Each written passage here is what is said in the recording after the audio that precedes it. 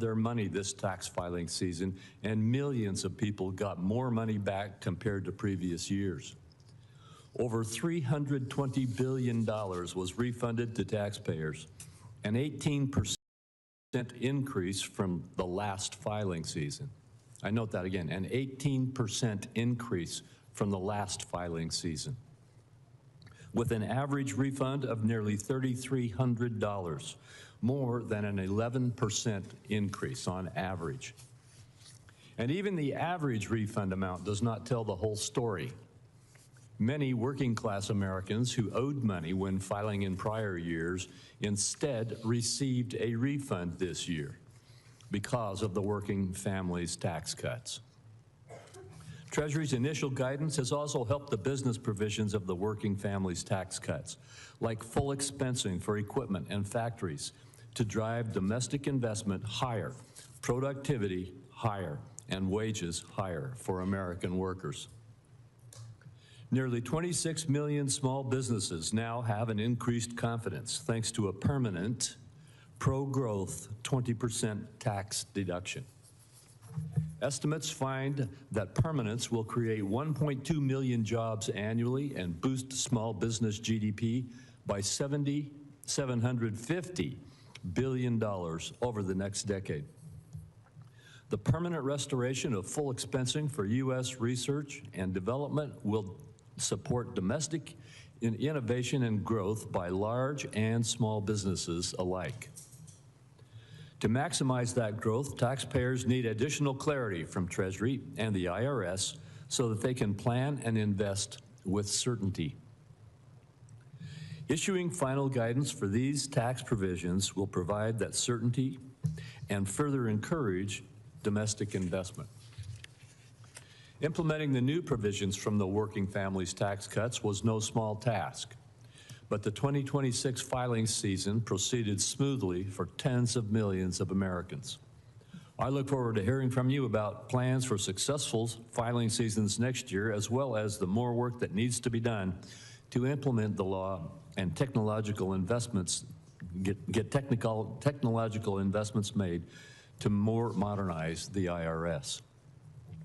Regarding IRS modernization, Ranking Member Wyden and I released the Taxpayer Assistance and Service Act earlier this year. This bipartisan bill, with more than 60 provisions and supported across the tax community, is focused on modernizing the IRS, improving the taxpayer experience, and strengthening taxpayer rights.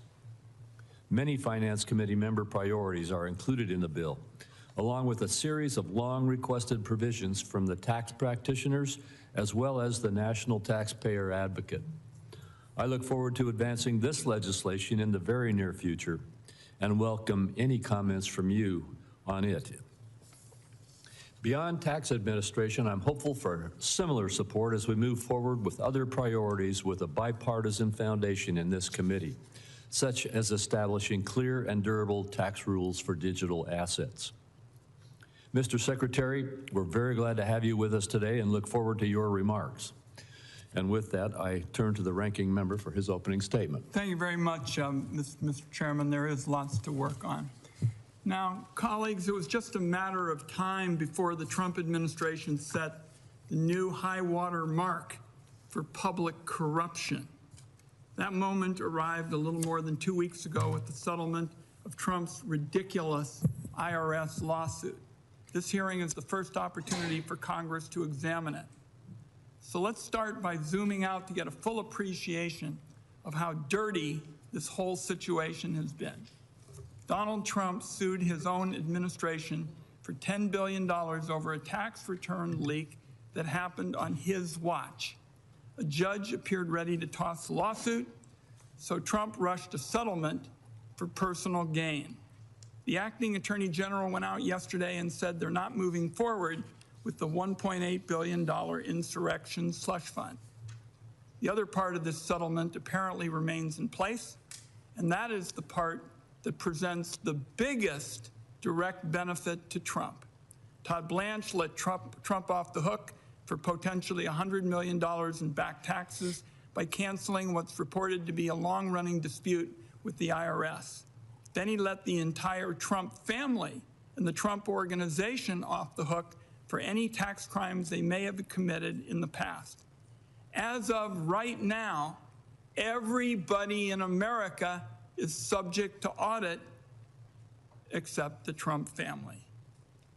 Unfortunately, the Senate Republican leader was quoted this morning saying that this is business as usual, that it's a standard settlement.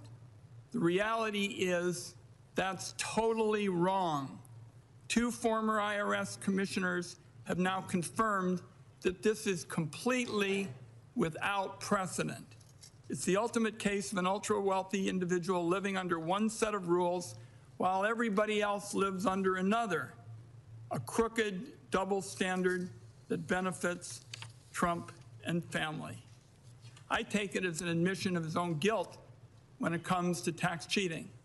Trump and his family have been stuffing every dollar they can grab into their own pockets. If everything was on the level, it seems to me he wouldn't need Todd Blanche to get the IRS off his back. Secretary Bessent owes the committee an explanation of what the Treasury knows about the dirty settlement. That's because his department was involved from beginning to end. Treasury was a defendant and a negotiator in the lawsuit. It was informed by IRS attorneys that Trump had no real case. And it sure looks to me like Treasury's top lawyer quit his job in objection to the settlement. This is an abuse of the IRS that goes way beyond anything that I have any familiarity with. My view is this committee needs to investigate this on a bipartisan basis. Blanche allegedly dropped the insurrection fund, doesn't change that. So what's particularly shocking about a corrupt deal like this is it comes when so many American families are fearful about the economy. I was home last week having 4 town hall meetings in parts of my state that are bright red. And what they talked to me about was the pain of inflation going up, wage growth going down, the job market flattening. The Trump administration doesn't seem to care. Last week, Secretary Bessent was asked during an interview about price increases caused by the Iran war. He said, I quote, "It was less than $200 in extra gasoline costs. All the Democrats want to talk about is beef and gasoline." Now, to me, you might think that a political leader couldn't get any more dismissive of people's economic concerns. But then Donald Trump topped it himself. When asked if Americans' financial situations made him think about ending the war that he started, he said, and I quote, "Not even a little bit." He continued, "I don't think about Americans' financial situation. I don't think about anybody." Mr. Chairman and colleagues, I've never heard a President of the United States talk in such a dismissive way about the hurt of the American people. And then he rambled through his ever-changing goals in the quagmire of a war. No sympathy for struggling families at all from the president. Americans are increasingly spending down their savings and going into debt to get by. The people running the country are ratcheting up the cost of living with wars, tariffs, and cuts to health care and basic services. It's cold comfort to somebody who had to max out their tax credit card to feed their kids that Trump might get his face on a $250 bill. But that's the kind of priority that apparently the Treasury Department is focusing on these days. Even outside of economic matters, the Treasury Secretary is simply out of step with the American people. There's no better example than the fact that there's been a cover-up of the massive file of Epstein's financial records for a year and a half. This is part of the effort I've made. It's the only one to follow the money in the Epstein situation, and yet there's been a denial of access to committee investigators and lying in public about their significance.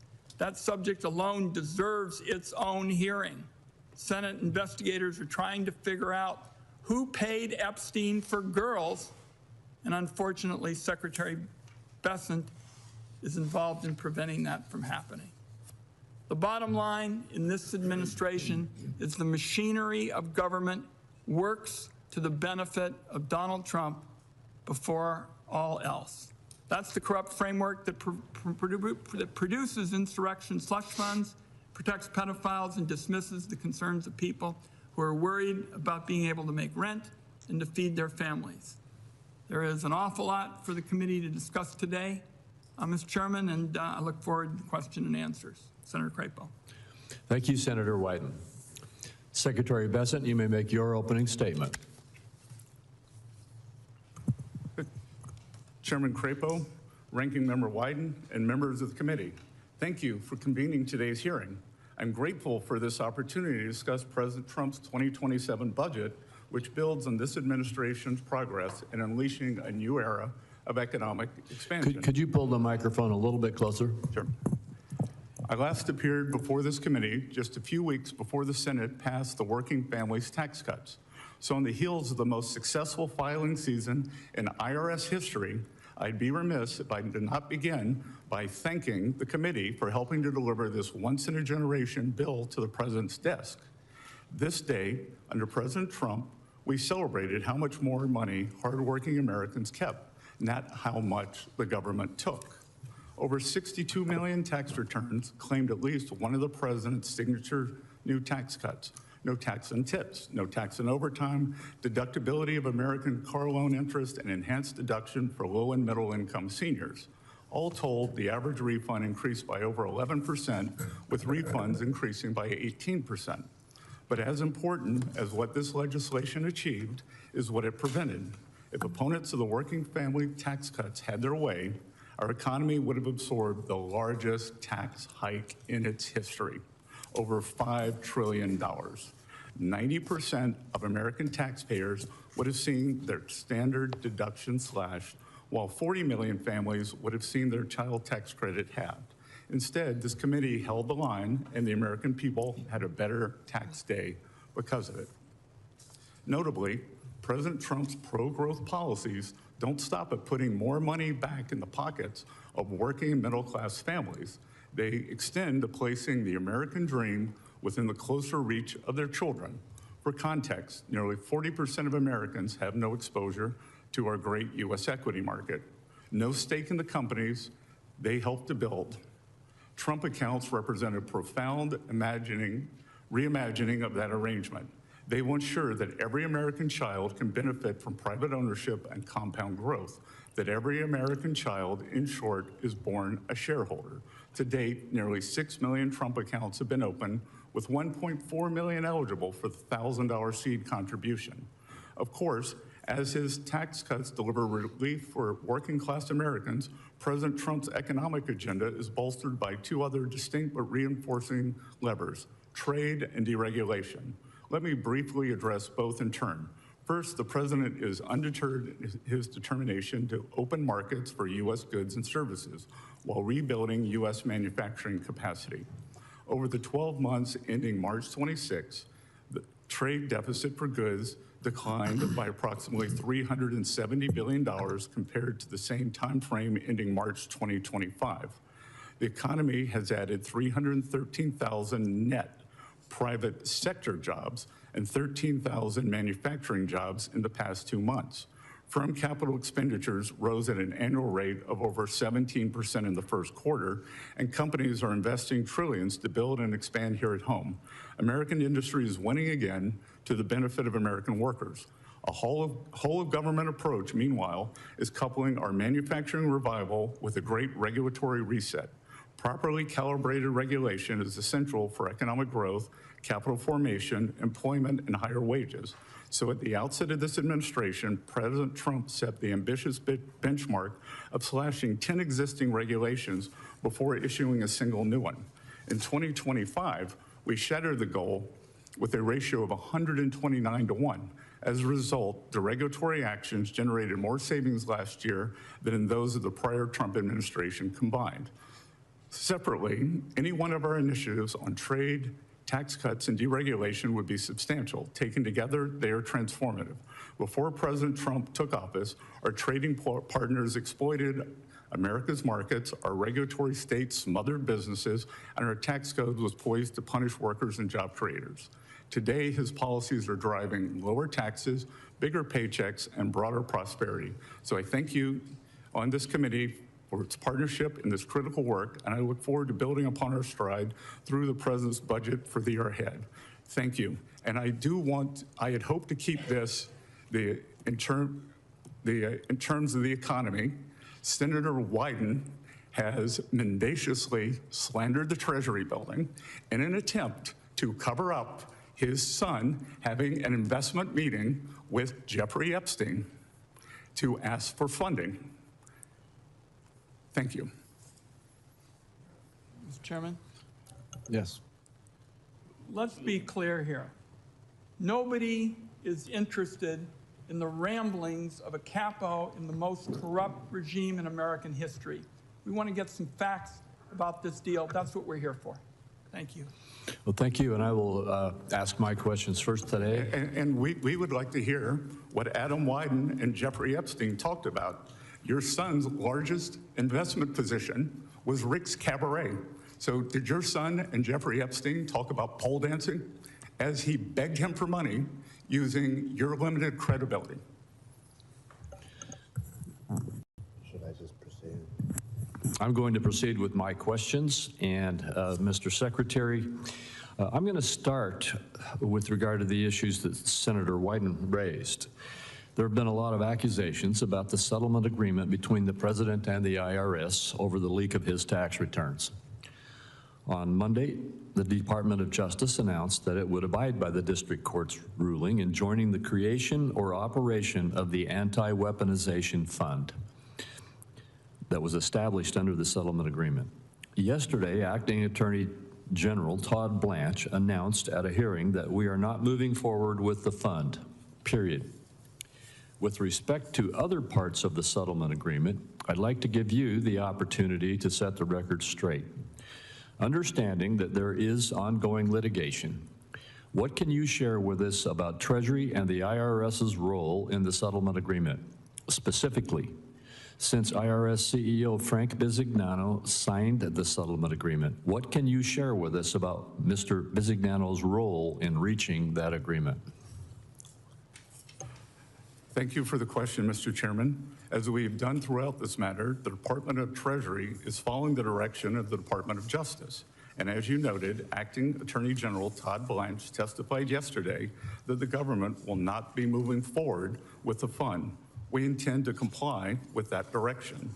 I do not have any additional details into what that means at this time, but I will note that even with the Acting Attorney General Blanche's statements yesterday, this matter is still subject to ongoing litigation, so I'm unable to comment further on it. As with all department litigation, the Department of Treasury and the IRS were represented by the Justice Department, so any additional questions about the settlement or the fund should be addressed to the Justice Department and Acting Attorney General Todd Blanche. Thank you, Senator. All right, thank you. With regard to the working families tax cuts, affordability remains top of mind for families across this country. Last summer, Republicans acted to prevent what would have been the largest tax increase in American history and delivered meaningful pro-growth tax relief through the working families tax cuts, providing much-needed support to American workers and families. Can you talk about Treasury's work so far to implement this groundbreaking tax relief, and what parts of the law do you view as the most helpful in addressing affordability issues? Thank you, Senator.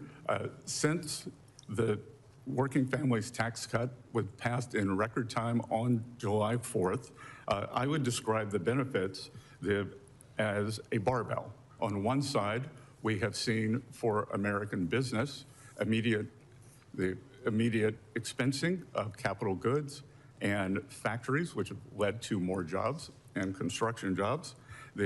On the other side, we have seen the president's signature policies: no tax on tips, no tax on overtime, reduced taxes on Social Security, and deductibility of American-made cars on the loans for those. 99% of the filers claiming any of those four deductions had incomes under $200,000, 90% had incomes under $100,000. We saw record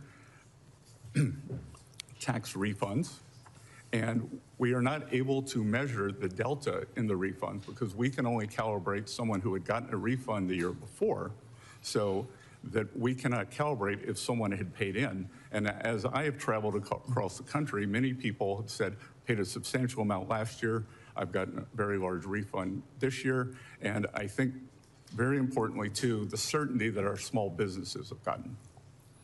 Thank you. The Senate Finance Committee is engaged in productive bipartisan discussions on the taxation of digital assets. As the digital asset industry continues to grow and evolve, there's an increasing need for durable, common sense rules of the road that provide certainty for taxpayers, support innovation, and help ensure that the United States remains competitive in the global digital markets. Does Treasury support congressional efforts to develop comprehensive digital asset taxation? And in your view, what are the risks of continued inaction, both in terms of taxpayer compliance and America's ability to remain competitive in the rapidly growing digital asset economy? Senator, since President Trump issued his executive order, Treasury has been working tirelessly to implement the action on digital assets. We saw Congress pass stablecoin legislation, Clarity Act, which I would encourage everyone to get behind. It's very necessary to bring U.S. best practices onshore. And we work tirelessly in terms of custodying these assets and keeping them, making the U.S. the innovation capital of the world. Thank you very much. My time has expired, and I encourage all my colleagues to note when their time expires. We want to keep moving expeditiously. Senator Wyden. Thank you very much, Mr. Chairman. Secretary, yesterday, Acting Attorney General Todd Blanche indicated that the administration is not moving forward with the slush fund, but there's been no indication of what this means for the Trump alleged IRS audit immunity. So my first question is, does the IRS audit immunity given to Trump, his family, and his businesses still stand? I'd like a yes or no answer to that. You can ask me the question. You can't tell me how to answer it. So, yeah, I got five minutes. I'm going to use them for these questions. Using up your time now, sir. As I said, I am unable to comment with ongoing litigation. Okay. So that we understand what's at stake here. This immunity deal is the biggest scam against the taxpayer in American history. And Americans are going to pay taxes, and Trump and his clan won't. So we'll start with that. Now, my second question is, every president's tax return gets audited, Mr. Secretary. Who originated the May 19th addendum canceling Trump's audits? Was it Trump, DOJ, or Treasury? Again, sir, as Albert Einstein said, doing the same thing and expecting a different answer is the definition of insanity. You've given no answers on this subject, and that's why I'm going to ask these questions. And because, as I said, there's ongoing litigation. Does the DOJ have the authority to settle a tax dispute unilaterally? The DOJ acts as the attorney for Treasury and the IRS. So the tax code says the DOJ can only settle a tax dispute if you, the Treasury Secretary, first deferred the dispute to DOJ in the case we're talking about.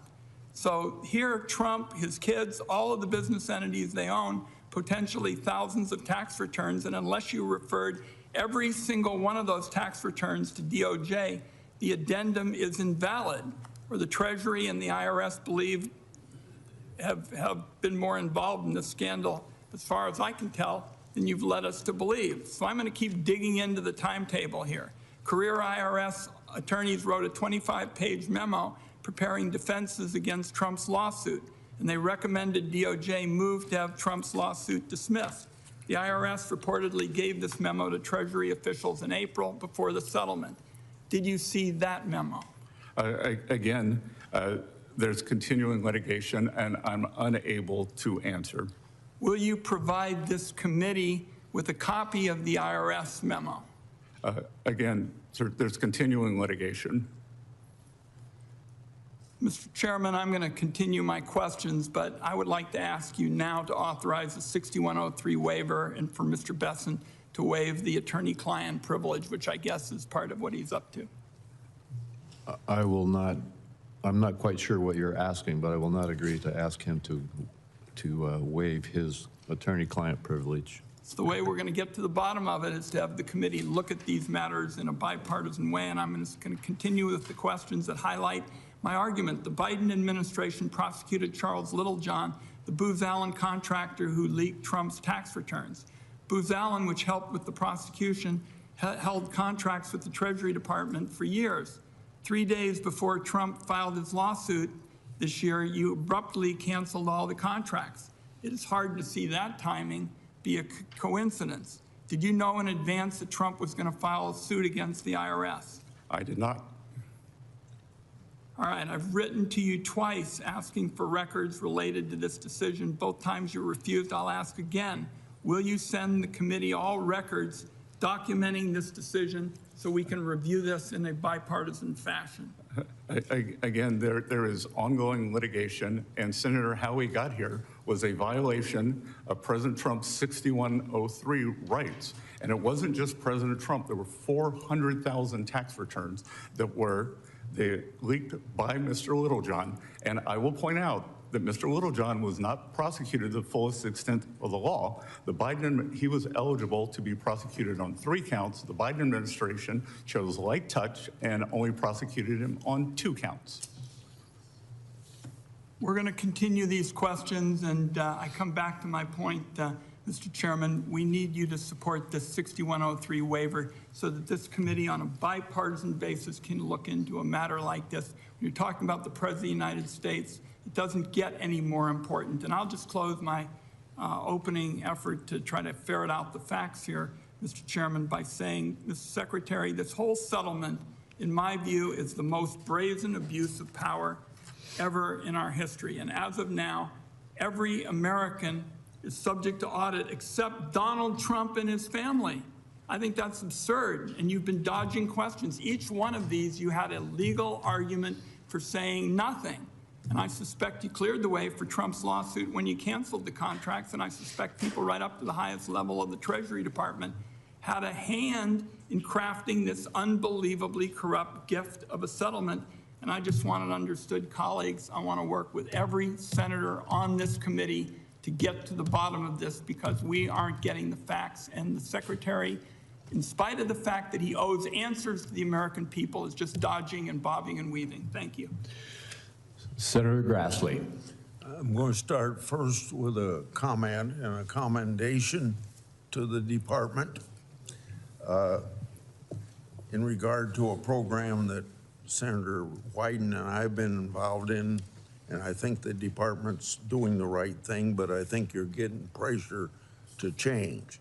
So I want to commend you and the IRS for protecting the integrity of the conservation easement deduction by holding those engaged in abusive syndicated conservation easements, hold them accountable. These abusive transactions generally rely on highly inflated appraisals that result in taxpayer investors saving $2 in taxes for every $1 spent.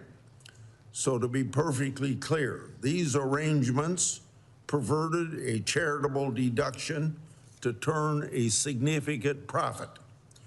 In 2020, Finance Committee report that details Senator Wyden's and my investigation of these arrangements clearly shows that both the promoters and the taxpayer investors understood them to be tax shelters. So I encourage you and the IRS to stand by recent settlement offers and ignore those who I think are lobbying you to water it down. Good. Thank you for your comments, Senator. In 1981, at the time of growing deficits and elevated inflation, Fed Chairman Paul Volcker advised Congress to cut spending and to pursue pro-growth policies. He urged Congress to focus on reforms that would incentivize Americans, in his words, to invest, to save, and to work. The Working Families Tax Cut Law adhered to the Volcker approach. It reduced spending by over $1 trillion while making provisions of the 2017 tax law focused on spurring domestic investment permanent, like full expensing for new factories and factory improvements. How important has the working family tax law been in terms of promoting economic growth, job creation, and wage growth? Senator, it has been essential to the success that we have seen. For the past 4 quarters, the U.S. economy has grown at 2.6%. And that is despite the Democratic government shutdown in the fall, and that is despite the Iranian conflict, which will make our country safer.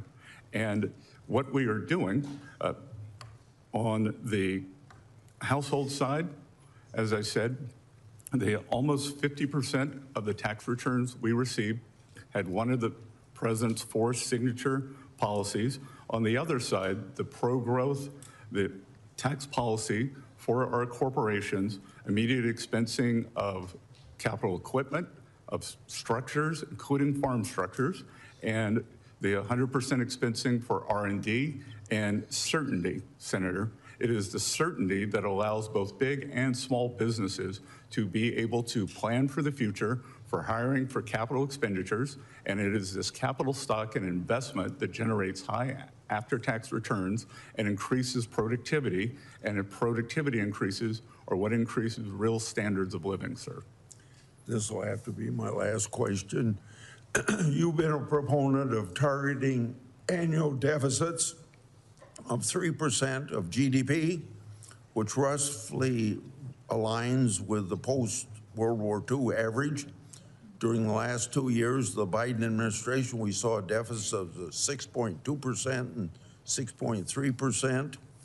In 2025, President Trump's first year in office, a deficit came in at 5.8% of GDP. How does President Trump's budget and deregulatory agenda ensure the annual deficit stays on a downward trend towards that 3% that you advocate? Senator, as I said all the way back as far as my confirmation hearing, we do not have a collections problem. We have a spending problem, and we have a growth problem. So if we can constrain spending and grow our economy, then we have the ability to pay down debt and get back to the 3% target, which I believe that we can achieve something with a 3 in front of it by the end of President Trump's term. Thank you. Senator Warner. Thank you, Mr. Chairman. Secretary Bessent, good to see you again. Good morning, Senator. Yesterday, the administration took an action that, again, I thought I could no longer be surprised, but I was surprised. The president put in Bill Pulte as the Director of National Intelligence. Now, I know it's not your area, but the whole law that was set up establishing the Director of National Intelligence was to make sure that this position was filled by someone with a great deal of national security experience. Now, Mr. Pulte currently is within your domain. Do you know, does Mr. Pulte even have a security clearance? Senator, I do not. Okay. In being head of the FHFA, isn't that a full-time job? It's a very important position. Yeah. So the notion that Bill Pulte is going to remain as head of the FHFA and moonlight as the Director of National Intelligence, I don't understand. But to me, it seems insulting to the thousands of men and women who work in the intelligence community. Again, Mr. Pulte reports to you. No, it's an independent administration. Well, but within. Or let me just ask. Let me ask you this: how would you describe Mr. Pulte's temperament? I spoke with Director Pulte yesterday and congratulated him and said I look forward to continue working with him on FHFA matters and wished him luck as he gets up to speed in D&I, and told him that we had several pressing issues on Iran. So you're totally comfortable with the notion that Mr. Pulte, who at least in press reporting, you've had quite a number of differences with, is going to be able to do both the director of FHFA and the director of national intelligence? Well, sir, many teams squabble in the locker room and go out in the field. Okay.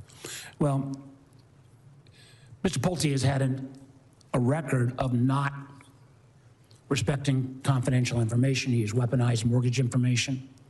I think everyone would at least acknowledge the factual basis of that, and the idea that he's going to suddenly be given the keys to the most classified secrets that keep our country safe.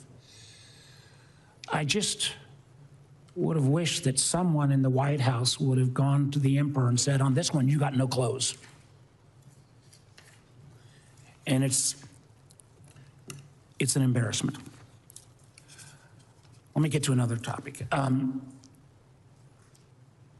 Agentic AI, you know, I think there's great promise from AI. There's also downsides, but as we think about agentic AI agents, I'm sending letters on this. I think we need a strong fiduciary regime around those agents. I mean, one bank said to me recently, if your agentic AI agent goes off and buys a bunch of retail stuff for you and you get it home and then a human being says, I don't want this stuff, who bears the burden? As you think about, you know, the notion, I know we've talked about this in the past, of agentic AI agents, do you believe that we need some level of strong fiduciary regime? The president's executive order yesterday, I think, strikes a very good balance between innovation and safety, because that is a calculus we are trying to optimize for.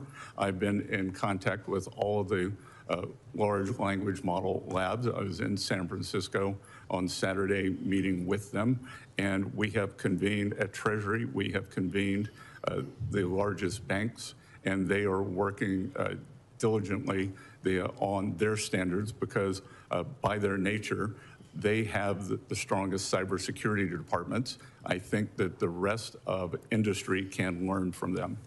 Well, again, we may agree to disagree. And the notion that a simply voluntary regime, fiduciary duty would imply some duty. I've talked to many of the banks. They think with Mythos, they are totally unprotected. And the idea that we're going to have only a voluntary regime, I believe, will put our banking system at risk, clearly our national security at risk. And I felt like the president's earlier draft made a lot of sense. I was very disappointed. It was watered down, adhered to the Senator, chairman's. the only difference in the draft was 90 to 30 days. Secretary Bessent, well, the draft I saw earlier had a stronger than strictly voluntary regime. But I want to get my last point in quickly. We still got to get the CDFI money out. We got 32 senators, 16 on each side, including the chairman. You know, the money is sitting there. It needs to get out. Yes, sir. That we have gotten out what we have been allocated from OMB. OMB did not apportion it until April 8th, and we are getting that funding out. It's June. There still hasn't awarded a single dollar of the money. Thank you. Senator Scott. Thank you, Mr. Chairman. Secretary, thank you for taking some time to be here with us today. Good to see you again. Good to see you, Senator. Hope all is well in Charleston. I don't get back much. Well, we miss you there, so find a way back to the Holy City. We need to see you more often. Let me just first say to you, and particularly to your staff as well, on the issue of home ownership. As you know, we worked in the banking committee for a long time on the 21st Century Road to Housing. Your team has been fantastic to work with. And frankly, this is an issue that is not a Republican issue or a Democrat issue. Every member of the Democrat side of the aisle, as well as Republicans, work together hand in glove to make sure that we keep America's priorities first. And that makes 2026 the year of affordability. Your team has been fantastic to work with on the issue of housing, so I want to say thank you on that one. Number two, I will have a question for the record around an issue of 45Y clean electricity production tax credit is an issue that I would love to get a response from you, not now, but later on. But I do want to ask you a question, Mr. Secretary. As you know, economic security is national security, and the Treasury Department plays a critical role in the United States national security apparatus. With the emergence of digital assets, I was curious if you could touch on the Treasury's role in fulfilling President Trump's executive order that set up the Bitcoin Strategic Reserve and digital asset stockpile. Could you give me an update on where things stand with the implementation of the executive order? Yes, sir. And I couldn't agree more with you that economic security is national security. I gave a speech at the Reagan Library outlining my thoughts on that and how for 25 years the U.S. has been asleep, and under President Trump's leadership, we are moving forward very quickly on that. And part of that is our digital assets initiative. The Strategic Bitcoin Reserve is something, this is new technology, this is new ground. We are proceeding with all deliberate speed, and we are making sure that as we are doing this, in this complicated process, that we use best practices and things will be durable for the future. And I look forward to working with you and your team on that. Absolutely. And I look forward to the Clarity Act being passed this summer. Great, thank you. Another question on IRA accounts. President Trump signed another executive order, 14403, to increase Americans' access to IRAs for those workers who lack employer-sponsored retirement plans. Also, the order directs you to prepare legislative recommendations for building upon the TrumpIRA.gov. Do you have a timeline, something in mind that would be helpful for us to appreciate as relates to perhaps a Trump Accounts 2.0? So, sir, we have the launch of Trump Accounts on July 4th. Okay. And we are consumed with that. So they will begin July 4th is Saturday. They will begin trading and go live on July 6th. And then we will be laser focused on the IRA accounts directly after that. Excellent. I do think it's important for us to take some time on the Finance Committee to recognize one of the more important issues facing the American people as it relates to those half our workers do not have access to, maybe not quite half our workers, but a significant portion of our workers do not have access to an IRA. And frankly, having this focus from the administration, I think is powerful and important and recognizes the importance of making sure that everybody has a chance to accumulate equity in this country, which typically comes through either home ownership, business ownership, or an equity position in the stock market. This approach provides access to that opportunity. And speaking of opportunity, as you know, it would probably be just inappropriate and shocking if I did not mention opportunity zones, because I do every single time I see you, because I do think it's one of those consequential pieces of legislation that has a generational impact in a positive way for the poorest communities in this country. Governors across the country are right now currently working on figuring out where they want the designations within their states on this 10-year new window. I'd love to have an update from you as it relates to streamlining the Opportunity Zone nomination process, as well as if there are any best practices that governors should take into consideration that you have become aware of. It'd be great to hear. Yes, Senator, and as a reminder, every Democrat voted against Opportunity Zones. Thank you. So what was especially great about this bill is it expanded, created stronger rural opportunity zones. So that is part of our guidance to the states. Treasury is engaging with state officials ahead of the next nomination round, and we're working to provide transition guidance so that investors will have the clarity they need to keep putting capital to work in the communities that need them the most. Mr. Chairman, I know I have 2 seconds left, so I'll use those 2 seconds pretty quickly here. Here's a bipartisan piece of legislation not supported by my friends on the other side, but every mayor that I've run into around the country, blue or red, love opportunity zones. Thank you. Yes, and Senator, several of your colleagues from the other side of the aisle have called me because they were distressed that their state may be losing an opportunity zone. And I pointed out that they had voted against them, but because of your goodwill, we would be working with them. God bless you. Yes. We all love opportunity zones. Senator Hassan. Well, thank you, Chair Crapo and Ranking Member Wyden, for holding this important hearing. Good morning, Secretary Bessent, and thank you for testifying. Good morning. I want to start with a question that I think should get bipartisan support. The Treasury Inspector General for Tax Administration recently said that the Treasury could prevent $1 billion in fraud if Congress moved up certain deadlines for businesses to file information returns. This would help give Treasury the information it needs earlier in the year to stop fraudsters from stealing taxpayers' identities and their tax refunds. Will you commit, sir, to working on a bipartisan basis with members of this committee to advance this proposal and help the Treasury stop identity theft and fraud? We look forward to working with both sides of the aisle on that, Senator. Thank you very much. And just an observation, Mr. Chair, there's been discussion of a so-called settlement of a lawsuit between the president and the IRS. I just want to note that the so-called settlement is being challenged because of collusion, it appears, by the president and the IRS, to the point where I'm not sure a settlement agreement actually exists because a court is considering whether this is a legitimate lawsuit to begin with. But what the acting attorney general did say yesterday was that despite the slush fund being off the table, at least for now, that the grant of immunity for tax liability to the president and his family still was going to be on the books. So this is a sweetheart deal for the president. It apparently is still going forward unless a court puts a stop to it. And I think it's going to be important for the secretary to level with the American people about how much this sweetheart deal will cost them. Some news reports suggest it's at least $100 million just off the top. Now, Secretary Bessent, in May, the president said that he does not think about Americans' financial situations.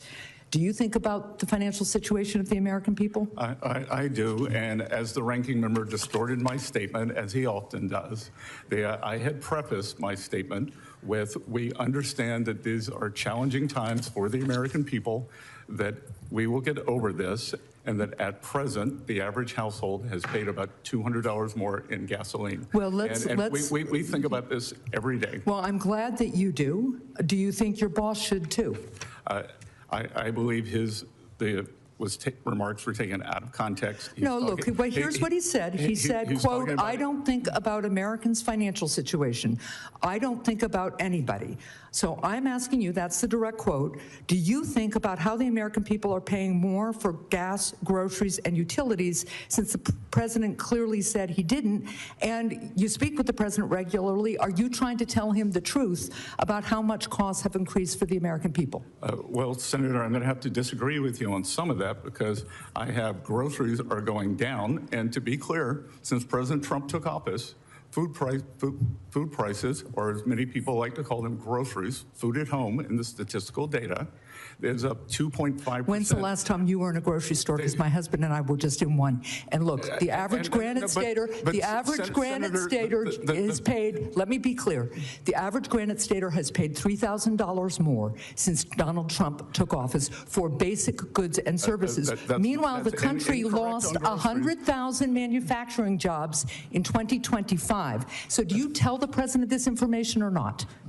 Again, Senator, except for inflation, which is, I believe, going to be a short-term blip, the economic data is very strong. The jobs data has been very strong. The manufacturing ISM has been very strong. No, actually, that's incorrect. So let's move on, because what's clear to me... Which part was incorrect, Senator? No, what is very clear to me is that neither you nor the president nor this administration are willing to acknowledge how much more people are paying at the gas pump, at the grocery store, in utilities, for health care, for all aspects of American life, nor have you acknowledged the number of manufacturing jobs that were lost in 2025. Now let's move on to another issue. Administration are paying 2.5% more for groceries since President Trump took office, which is half the annual amount under Biden administration. We're not talking about Biden. We're talking about this administration and its promise to lower costs, and the fact that this president says he doesn't care. Now, let's go on to it. Mr. Secretary, my time is limited. I'd like to reclaim a little bit of my time because I have one more question. The administration has claimed that its top priority is lowering costs for American families, but the president instead continues to pursue vanity projects at a significant cost to taxpayers. He requested $1 billion for the White House ballroom, spent $45 million on military birthday parade, proposed a $100 million arch at Memorial Circle, and now Treasury is planning production of a $250 bill with his face on it. Mr. Secretary, how does the president's requested $1 billion ballroom or all of these other vanity products lower costs for American families or help constrain spending? Senator, first of all, you're incorrect. There is no cost to the American people. If there is a new bill for the ballroom, The decorative part of the ballroom is privately funded, and everything that you were talking about. The president requested $1 billion for the White House ballroom in our budget. He has spent $45 million on a military birthday parade. So look, it goes on outside my office every day. I've watched it progress, and it is national security matters that the $1 billion is for. That's ridiculous, and I think you know it. I'll yield back my time. Thank you, Mr. Chair. Senator Johnson. Thank you, Mr. Chairman. You know, Mr. Secretary, I don't recall back in, let's say, June of 2022, when the average national price of gasoline was $5 a gallon, when we were experiencing 40-year high inflation, about 9%. I don't recall Democrats being all that exercised and coming to these hearings and battering the Biden administration officials of why, living is so unaffordable. Do you recall that back in 2022, 2023? Well, what I do know, sir, is that pyromaniacs like fire, so they can't stop talking about what they did.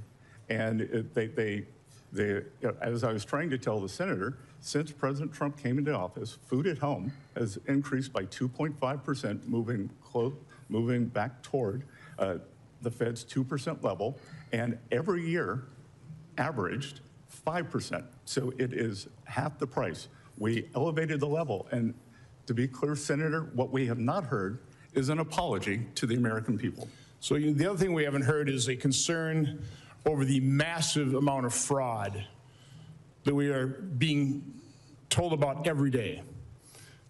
Democrats wanted a clean extension of the enhanced subsidy under Obamacare, even though once it expired, people got the subsidy anyway.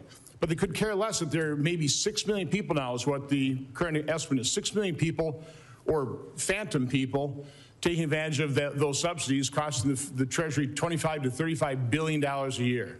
No concern about that from the other side of the aisle. I want to focus on fraud. The lowest estimate on an annual basis comes from GAO at $250 billion a year. We had the CEO of LexisNexis, I didn't realize they did this kind of research. They put the annual figure about $1 trillion. I think you've come up with your own figure. What do you estimate annual amount of fraud in the federal budget? At least $500 billion, sir. So again, this is a range of somewhere between 3.3 and 13.3% of our budget. A recent story, I heard it on the radio this morning, a fraudster in California in 1 year, from May 22nd to April 2023, $270 million of claims. He was paid $178 million in fraud in California out of Medi-Cal. Do you have any idea how much, okay, he's been prosecuted, he's been convicted. Do you know how much of that $178 million was recovered? Sir, what I can tell you is once the money goes out the door, it's very difficult to recover. The best way to prevent the fraud is to prevent it before it goes out the door. And Senator, I will tell you, the other heartbreaking part of this is I did a round table in greater Minneapolis, and there were several owners of autism clinics there, valid clinics, who are having trouble getting funded, and they are doing the right thing for these families and for those children. Right, so the fraud prevents the money going to the people who truly need it. It's really intended for. And that's my point. I don't think this is up to date, but it's the most recent figure we have. The Department of Justice publishes their list of indictments and prosecutions. About $4.7 billion is being prosecuted out of a total of somewhere between $250 billion and $1 trillion in fraud. So I know Dr. Oz suspended payments to, 400 hospice centers in California? In Los Angeles has a third of all hospice centers. They suspended payment to 400, and not one of them complained. Why wouldn't one of those 400 hospice centers not complain about losing their funding? Again, Senator, we could speculate that it's fraudulent, and the key here, Senator, is transparency. We need to be able to see where this money is going. For everything that went on in Minneapolis and Minnesota, there was transparency. There was a list of the Laring Center. You were able to see, receive this much. This is the address. These are the people. But Democrat government officials ignored that transparency, didn't they? It was right. They had access to it. They ignored it. Well, they ignored that, but in many states, like New York State, Illinois, they refuse any level of transparency. I believe that's true of the governor of Wisconsin as well, refusing to turn over records on some of the welfare benefits that Wisconsinites get, correct? Should be a bipartisan issue, sir. So what can you do? I mean, to prevent it? I mean, Dr. Oz obviously just suspended payments. I'd imagine you're somewhat limited there. I mean, I know Vice President Vance has got a fraud task force. We've got to get our arms around this, and we're not going to get any help from the other side of the aisle, so it's going to have to be done through executive action. What can you actually do? We are supporting Vice President Vance in this task force. There has been a new Assistant Attorney General appointed to do this, and this is an all-of-government effort by the Trump administration. Well, we wish you luck. It's crucial. Thank you, Mr. Chairman. Thank you. Senator Whitehouse. Thanks very much. Secretary, welcome. Have you identified any precedent in Treasury or IRS history for the agreement not to audit, investigate, or pursue any tax claims against the Trump family or businesses? I can't identify any precedent where 400,000 tax returns, including the people you just mentioned, and all of their employees were leaked in a violation of one of the most sacred duties of the IRS. So let me cut to that then. Senator. The leak was by a contractor. Can you tell me what contribution is being sought by Treasury or by the IRS for the harm done by the contractor? To a certain extent, your organization and the IRS are the victim of the contractor's malfeasance or negligence. What is being pursued by way of contribution by that contractor? Well, the ranking member chastised me for cutting the contractor's contracts off, and we have removed their contracts, their ability to do business with Treasury and the IRS. But there is no contribution into this particular case. Again, Senator, you weren't here earlier, but I'm unable to discuss most of this because of ongoing litigation. Yeah, I know everybody likes to say that, but the constitutional... We like to follow the law, Senator. And the law is that the Congress has constitutional oversight functions that do not disappear simply because there is litigation, however convenient it may be, by way of providing answers. So we have no precedent for it. No contribution is being sought from the contractor at fault. Was there any consideration to the government in return for the benefits of no audit, no investigation, no challenge or pursuit of refunds or other penalties? Again, Senator, I'm unable to comment because of litigation. Treasury is represented by the Department of Justice in all matters. They act as our attorneys, so I would suggest that you direct your questions to Acting Attorney General Blanche. Yeah, well, I've had a lot of times people who are before us invite me to ask my questions of somebody who's not before us, but you're the one who is before us, and I think you ought to know if there was any consideration offered or paid in return for that settlement. It's a very simple fact question. Was there or was there not consideration? Again, there's ongoing litigation, and I suggest that you speak with the Treasury attorneys. If this kind of behavior is okay with the chairman, I'll just pursue other questions. But, you know, what goes around comes around in terms of dodging questions. I believe it's very clear that witnesses of any kind cannot discuss ongoing litigation. They can certainly discuss a fact that they are aware of. The fact that there is some litigation out there doesn't mean that a witness can't say, yeah, there was no consideration, or yes, there was consideration. Was there a defense analysis memo? It's referenced in the judge's decision in Florida. Was there a defense analysis memo prepared by the IRS? And more specifically, did you see it? Again, I'm not going to be able to comment on these matters. Mr. Chairman, this just makes no sense at all. I've been a lawyer all my life. I have some idea of what is protected when you have a ongoing bit of litigation. Whether this individual has seen an official memo from within his own department is a very simple question to answer, and I think it's completely inappropriate to have this game of dodgem be pursued without any consequences. Well, last of all, here's another question. Was there any analysis of what harm befell President Trump from having his taxes released when every president since Nixon released their taxes and he had promised to? Did anybody analyze whether there was actually any harm at all to him in those circumstances? So there was a crime.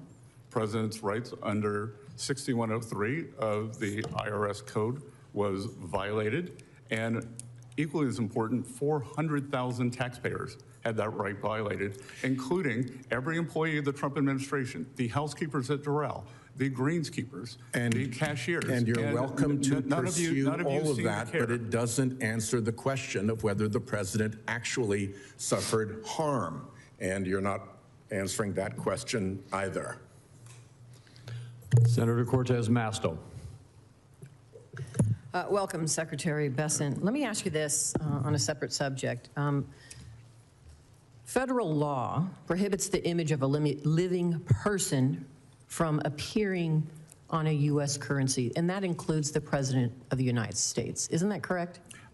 That is correct, Senator. Thank you. There's reporting that your U.S. Treasurer, Brandon Beach, and his senior advisor, Mike Brown, have been repeatedly urging staff at the agency's Bureau of Engraving and Printing to prepare prototypes of the note, a $250 bill with President Donald Trump's face on it. And in fact, in August and September, Beach provided Bureau staff with mock-up designs for the note, including one that shows President Donald Trump's face in the center of the $250 bill between the signatures of the president and your signature. It is also reported that the artist who said he designed the mock-up told the Post that he had spoken with Trump about it. Is it true that your staff is pursuing a mock-up of this bill with President Trump's face on it? That was in coordination with pending legislation in the Congress to change the requirement that a person must be deceased to be on the currency. So you're acting before legislation has even passed to authorize it, is that correct? Just as we did with the Working Families Tax Cut, we were prepared in advance. At Treasury, we do things in advance. My predecessors seem to scramble to do things at the last minute. So if the law does not pass, do you intend to still move forward without the authorization from Congress? Of course not. We will follow the law. Thank you. Let me ask you this question with respect to the agreement and the lawsuit settlement that a lot of my colleagues have been talking about, shielding the president, his family, and corporations from any future audits. You are the acting IRS commissioner, correct? That is incorrect. What is your position right now with the IRS? My term expired. So you have no position with the IRS whatsoever? The IRS is a bureau that reports to Treasury. When there is no commissioner, those duties float up to me. All right. So there's no interaction that you have right now or responsibility over the IRS other than the commissioners there, the commissioner has free reign, and you don't have any authority to stop anything? No, there is no commissioner, so I assume those duties. So there is no commissioner, so you're acting commissioner? No, that's incorrect. Okay, so for purposes of the public, let's get it straight so the public knows your involvement. There is no commissioner. There's somebody that is acting. I had previously been the acting commissioner. Okay. Senator Warren, who likes to send me a lot of letters, was kind enough to send me a letter. Yeah, I'm just trying to figure out your role with the IRS. For the purpose of the public and transparency, what is your role currently with the IRS and your authority? I am performing the duties of the commissioner. Oh, so you are. Okay, got it. So let me ask you this, because you talked about not only Donald Trump and his family, but there were 400,000 taxpayers' information that was also leaked by Mr. Littlejohn, the contractor working for the IRS. Do you intend to give them the same immunity as President Trump and his family received? Again, you were not here at the beginning. I had a statement that I read to Chairman Crapo that I am unable to provide any additional details. Well, that's not part of the litigation. Due to litigation. That's the 400,000 taxpayers aren't part of the litigation. You have said there were 400,000 taxpayers' information that was also leaked. They're not part of that litigation. Do you intend to give them the same immunity that you gave Donald Trump and his family and corporations that were part of the litigation? Senator, you may have missed the first part of this, but Treasury does not give any of that. We are represented by the Justice Department. That's right. You're the acting commissioner. As acting commissioner, you had said earlier you had concerns about those 400,000 taxpayers whose documents were leaked by an independent contractor with the IRS. If you have concerns about those 400,000, do you intend, as acting or your whatever role it is you have as the IRS commissioner, do you intend to give them the same type of treatment? Well, we will follow the instructions and the settlement that was not part of the settlement. That was not part of the settlement. So clearly, let me just say, that was not part of the settlement. It's been very clear you're dodging this, and you're trying to use it as an excuse. It's just outrageous on behalf of the American public. So let me just move on. And that I will follow the law as an excuse, Senator? When you were going through your confirmation process, you stated that your goal was to get the federal budget deficit to 3% of GDP by the end of President Trump's term. However, in the administration's budget proposal for this year projects a deficit of over 5% of GDP by 2029. Do you no longer intend to achieve that 3% goal? I do. I said something with a 3 in front of it. And we, in fact, had a fiscal contraction last year. So we are already in the 5 range. You said something with a 3 in front of it. All right. I appreciate you being here. Senator Young. Secretary Bessent, great to have you here today. You and I have discussed shipbuilding in the past and the importance of shipbuilding. I've seen you recently offer your thoughts about the importance of this issue and the importance of rebuilding our shipbuilding enterprise here in the United States. The president has also spoken quite forcefully about the threats associated with having a shipbuilding enterprise that is weak and unable to produce enough ships for the needs of our nation. In fact, his executive order on restoring America's maritime dominance and a subsequent maritime action plan, he highlighted with some specificity the challenges and the opportunities that we face. So I'm grateful for his leadership, grateful for yours, because we know China has invested heavily in this industry. They, of course, have a centrally planned economy in so many respects, and they've overinvested in their capacity. I've been briefed that China can actually build over 1,000 ocean-going vessels in a year. The United States built one last year, one ocean-going commercial vessel. For those who are skeptical of industrial policy, and I think that's a healthy skepticism, there's a reason we don't have a centrally planned economy, but from time to time, you need to deviate from the catechism. Adam Smith himself, the father of free market economics, identified shipbuilding as the one industry that a maritime nation cannot be allowed to have offshore. So you and several other members of the cabinet, Mr. Secretary, have highlighted this need to restore our maritime industrial base, but we know we can't do it without giving the President of the United States additional authorities, resources and authorities he needs. And that is why Congress, in a bipartisan way, needs to pass the Ships for America Act and pass it now. Mr. Secretary, how are you thinking about these issues, and do I have your commitment to work with Congress to start building ships in America again? So, Senator, as you know, President Trump signed an executive order to restore U.S. maritime capacity.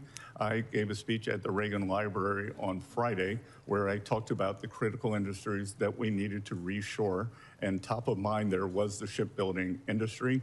And as important as the industry is the reservoir of knowledge that we have, should we get into a great power conflict. That's exactly it. We literally don't have, because of cheerful scenario planning in the future, we haven't thought through how we're going to repair all our Navy vessels and, if necessary, build new Navy vessels in a time of a long war scenario. Long war is a war that might exceed just a couple of months. So it's an acute issue. I agree with you, Mr. Secretary. So, Senator, we look forward to working with you to connect industrial capacity, logistics, resilience, and we want to work with you and your team toward this end. That's highly encouraging. I'll take you up on that, sir. I'm going to pivot very quickly to China's advantage as it relates to critical minerals, not just as it relates to the supply, but they've come up with a way to manipulate our markets. They shape prices, they restrict exports, they absorb losses, they create all this uncertainty that keeps private capital from financing U.S. or allied critical minerals projects. And I've come up with a solution to help address this. We call it the Secure Minerals Act. And Mr. Secretary, it's designed to create a strategic resilience reserve. And this would be a government corporation, and it would employ tools like loans, acquisitions, non-recourse lending, advanced market commitments, contracts for differences, and partner country co-investment. So all these different financial tools. But the goal is, of course, not to compete with or replace private capital. It's to create enough price stability and demand certainty to build domestic and trusted partner capacity. We want people investing in processing and digging new mines and all the rest. So, Mr. Secretary, as the administration considers tariffs on processed critical minerals and derivative products, my question is, should those tariffs be paired with a financing mechanism like the Strategic Resilience Reserve to make the capacity we need commercially viable? So through Exim Bank, we are working on Project Vault to do much of what you were talking about. And it is critical to have critical minerals. And as you said, the predatory pricing that China has done for 25, 30 years, just like in shipbuilding, critical minerals is one of the key industries that we're focused on. Well, my hope would be that I can work with you to give more legal certainty to that very important project, Project Vault, you're working on, so that after the Trump administration leaves, which will just be in a couple of years, there can be a legacy of enduring law and operations so that we've addressed this challenge related to our critical minerals vulnerability. Might I work with you on that effort? We look forward to working with you, Senator, and it is a priority for this administration and for Treasury and indeed for myself. Thank you, Mr. Secretary.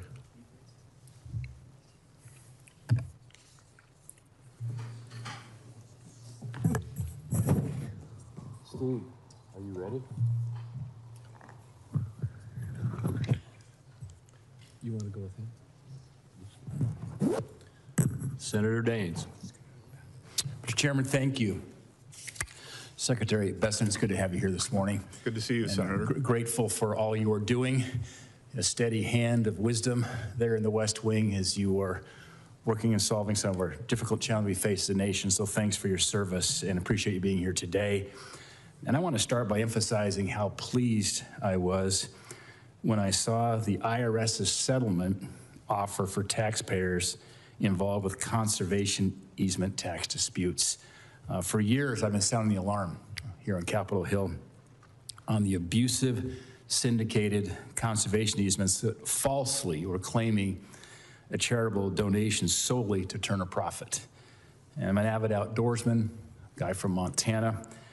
Protecting our farmers and ranchers and championing conservation is one of my biggest priorities as I represent the state of Montana here the past 13 years. I know this is a shared priority for you in this administration, which is why I commend you for your help in implementing and enforcing this settlement. So it's a thank you. Good. Thank you. I also want to thank you for your hard work as we worked together over much of the last year on the Working Family Tax Cuts Act that was passed and signed into law. We're seeing some great results in Montana. In fact, Montanans received an average nearly $3,600 tax cut on their tax return this year, and about 105,000 Montana small businesses will benefit from permanent tax relief through that 20% pass-through deduction. And as we know, the pass-through side of the equation actually supports more jobs than the C-Corps side. So we did something here that's going to be helpful to create more jobs and, importantly, job growth and income growth here for so many American people. And Senator, I have very clear recollection of you in the cabinet room expressing to myself, White House staff, the president, the need for permanence. So I think that that will be one of your great lasting achievements once you retire. Well, Secretary Bessent, thank you. And I know we both knew that permanence was an important part of the equation to remove the uncertainty that is oftentimes found in the tax code with expiring tax provisions.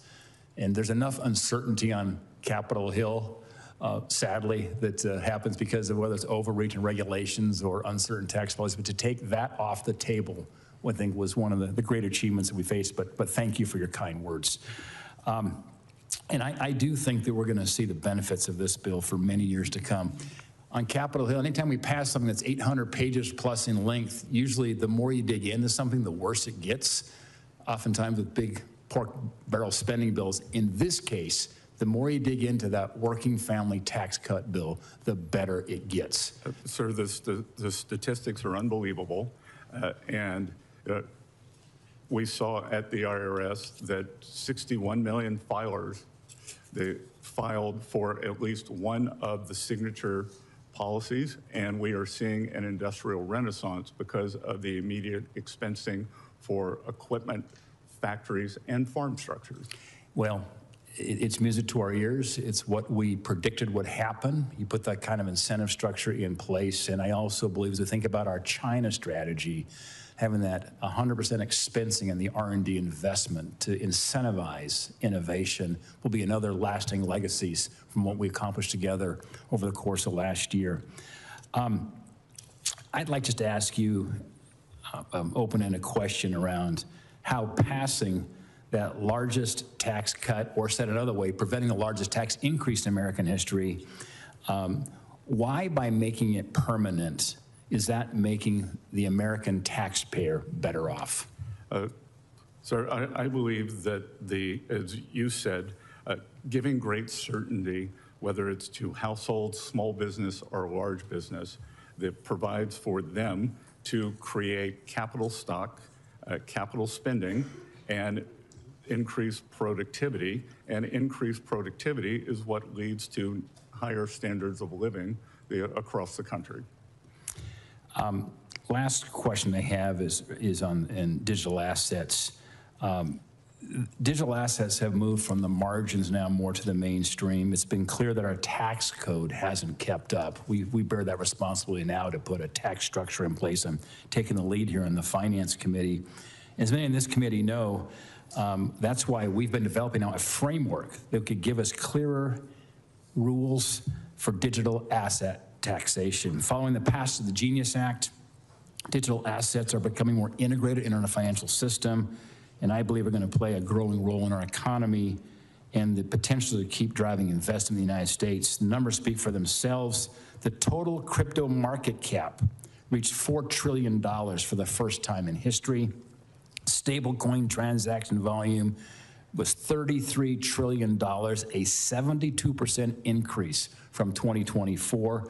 The number of crypto mobile wallet users reached an all-time high, up 20% from last year. I do believe it's important that we provide some clarity as it relates to tax code, and that's our responsibility here that I'm working on at the moment.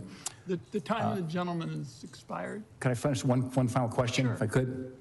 Secretary Bessent, as the administration continues its work in digital assets, will you commit to working with Congress on implementing digital asset taxation legislation, and anticipate that very much be a two-way street?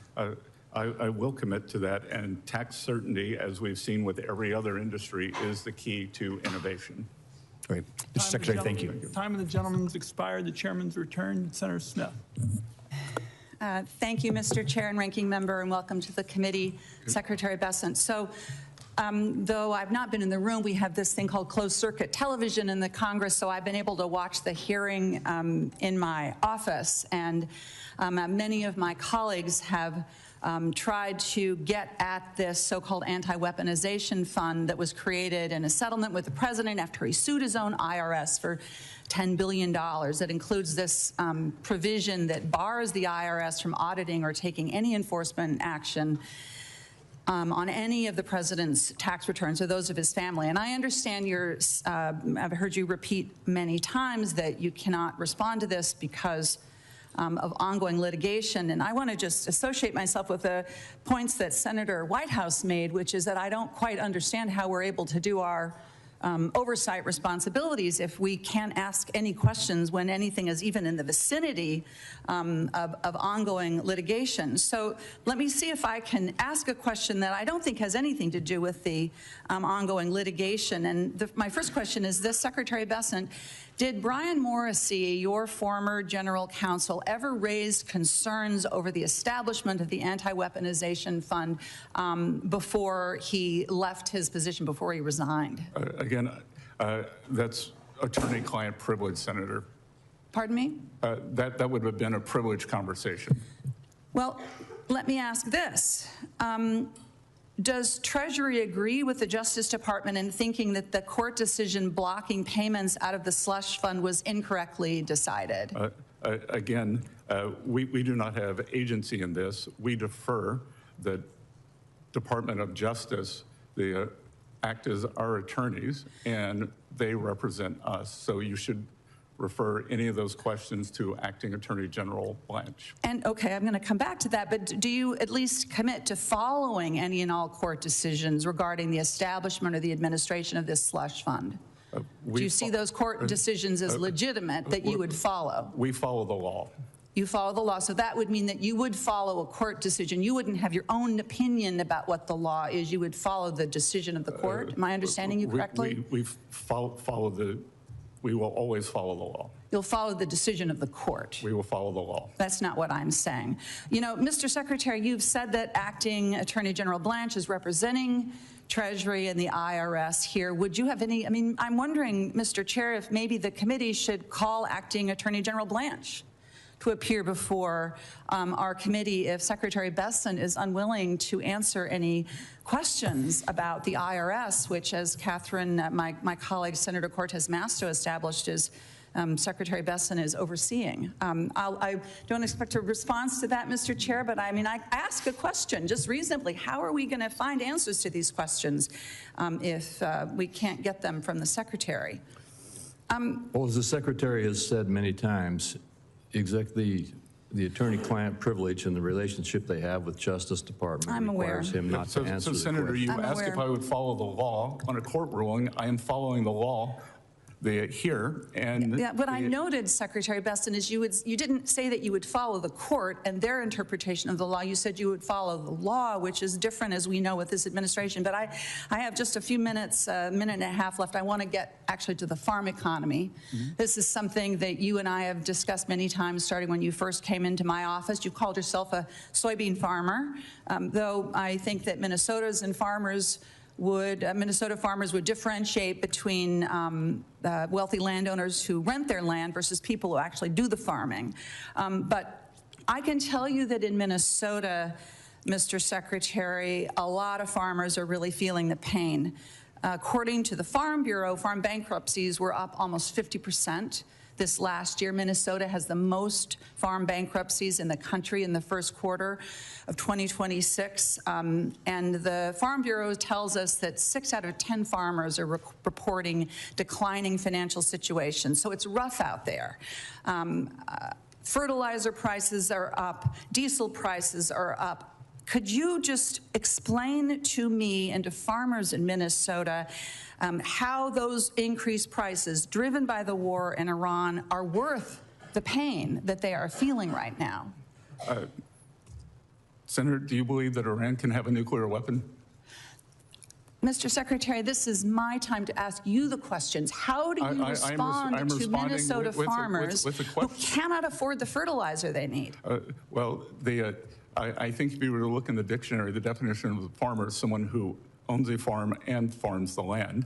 And so as a former farmer, I will tell you that, and maybe you know, that 75% of the fertilizer had already been purchased this year. That is not what my farmers in Minnesota are telling me, sir. They are telling me that they cannot afford their fertilizer, and they know the reason why. They know the reason. There is no doubt that, that farmers have been struggling, but much of that there was a record crop last year, Senator, and what do record crops lead to? What my farmers are telling me. Lower prices. So I'm sure I will take that back. I will take that back to my producers in Minnesota, that they have they have somebody in this Department of Treasury, a former farmer, who is feeling their pain. Thank you. Senator Lankford. Mr. Chairman, thank you. Mr. Secretary, thank you. You know, a year later, after passing the Working Families Tax Cut Act, I have to tell you, it's been remarkable how fast Treasury has moved on implementation in a lot of the areas.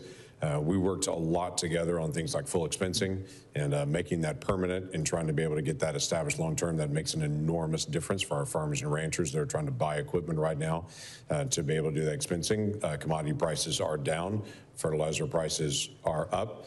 But I would tell you fertilizer prices started spiking under the Biden administration, not in the past 2 weeks here, and certainly not in the past 2 months. Gasoline prices now are what they were during the Biden administration, a spike, and there wasn't a war in Iran. And under the Biden administration, we had 9% inflation during that time period. So there's been a tremendous amount of growth in the economy here, which I appreciate your partnership on. We've also worked a lot on the charitable donation side of things. And I appreciate the substantiation requirement information that Treasury and IRS has put out. That helps a lot of folks that are donating now to nonprofits and the work that we've done together. There is still work to do on the donor advised funds. There were some Biden administration regulations that came out that were directly targeted at the donor advised funds that have caused real problems. Those are folks that are directly helping nonprofits and charities all over the country on it, but they're feeling some real pain from some additional changes in regulation. So I know this administration has been very aggressive at reviewing regulations and looking at it. I would only ask you to review as well the Biden administration regulations on donor advised funds, because that's directly taking money away from people that need it the most and folks that want to be able to help. Senator, I will be happy to instruct our Office of Tax Policy to work with you and your staff on this. I know it's an important issue for you. It is. Thank you. Look forward to that cooperation together, just to be able to look at it, to be able to make sure the regulations work for every American. I want to talk a little bit about what you've done so far on the sanctions on drug smuggling, and specifically targeting all of these cartels that are in Mexico and in Central America and South America, and trying to be able to go after that.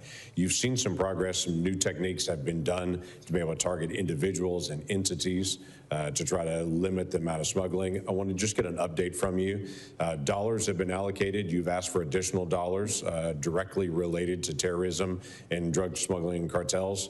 This is a budget hearing. What's happened so far? How have those budget dollars previously been used? What are you asking for additional dollars for in that? So, Senator, we have designated the Mexican cartels as foreign terrorist organizations. We have also put in effect on the U.S.-Mexican border in certain counties what are called geographical targeting orders, so that we can better identify problems in our banking system and money that is being laundered through sooner. And this is a combination through FinCEN, the Crimes Enforcement Network, and OFAC. So if we are If we use FinCEN to follow the money, and then OFAC has been used to sanction, we sanctioned about this time last year 2 Mexican financial institutions that were riddled with drug money. So you're doing the same thing to a lot of these, the shadow fleet that's out there moving Iranian oil and others as well. Give me an update on success dealing with that, targeting specific sanctions on Iranian illicit movement of oil and other goods that they're trying to be able to move.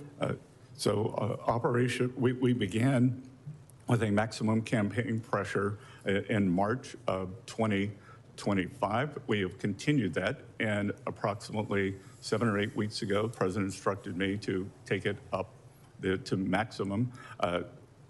We call it Operation Economic Fury, and the Iranians, one of the many mistakes they have made, was targeting with missiles their Gulf neighbors. We have good partners in the Gulf, but many of them were not completely transparent with us what may or may not have been going on in their banking system, and we have achieved a much greater level of transparency, and we have seized a substantial amount of crypto assets.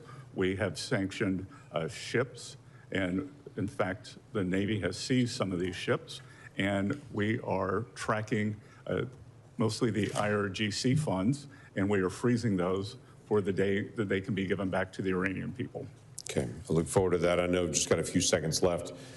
In Oklahoma, we had a massive influx of Chinese illegal aliens that moved into our state, set up illegal grow operations for marijuana, and started shipping it literally all over the country. It was a tragic thing to be able to watch what happened to the human trafficking, the labor trafficking, the sex trafficking that these Chinese individuals were doing into my state, not only trying to be able to purchase land and to be able to set up this operation. I want to be able to follow up with your team on just ways that we can work on following the money of illegal Chinese money coming in to buy American farmland, and to also try to be able to control some operational locations near some of our sensitive sites.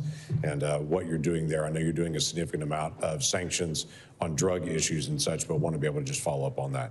We look forward to working with you on that, Senator. Thank you. Thank you, Senator Warren.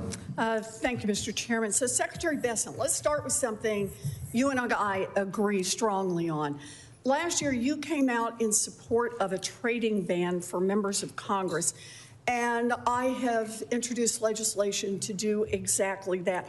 You explained the need for a ban on our trading stock by saying, quote, you look at some of these eye-popping returns, every hedge fund would be jealous of them. And that, quote, if any private citizen traded that way, the SEC would be knocking on their door. Those are strong words from someone who used to run a hedge fund. Last month, President Trump's latest financial disclosures came out, and they show that he made more than 3,400 stock trades worth more than $250 million in just the first 3 months of 2026. That's roughly half of what all 535 members of Congress made last year combined. And the value of virtually every one of those stocks that the president traded in is directly affected by President Trump's official actions. So, Secretary Bessent, you and I agree that it is a conflict of interest for members of Congress to trade stocks.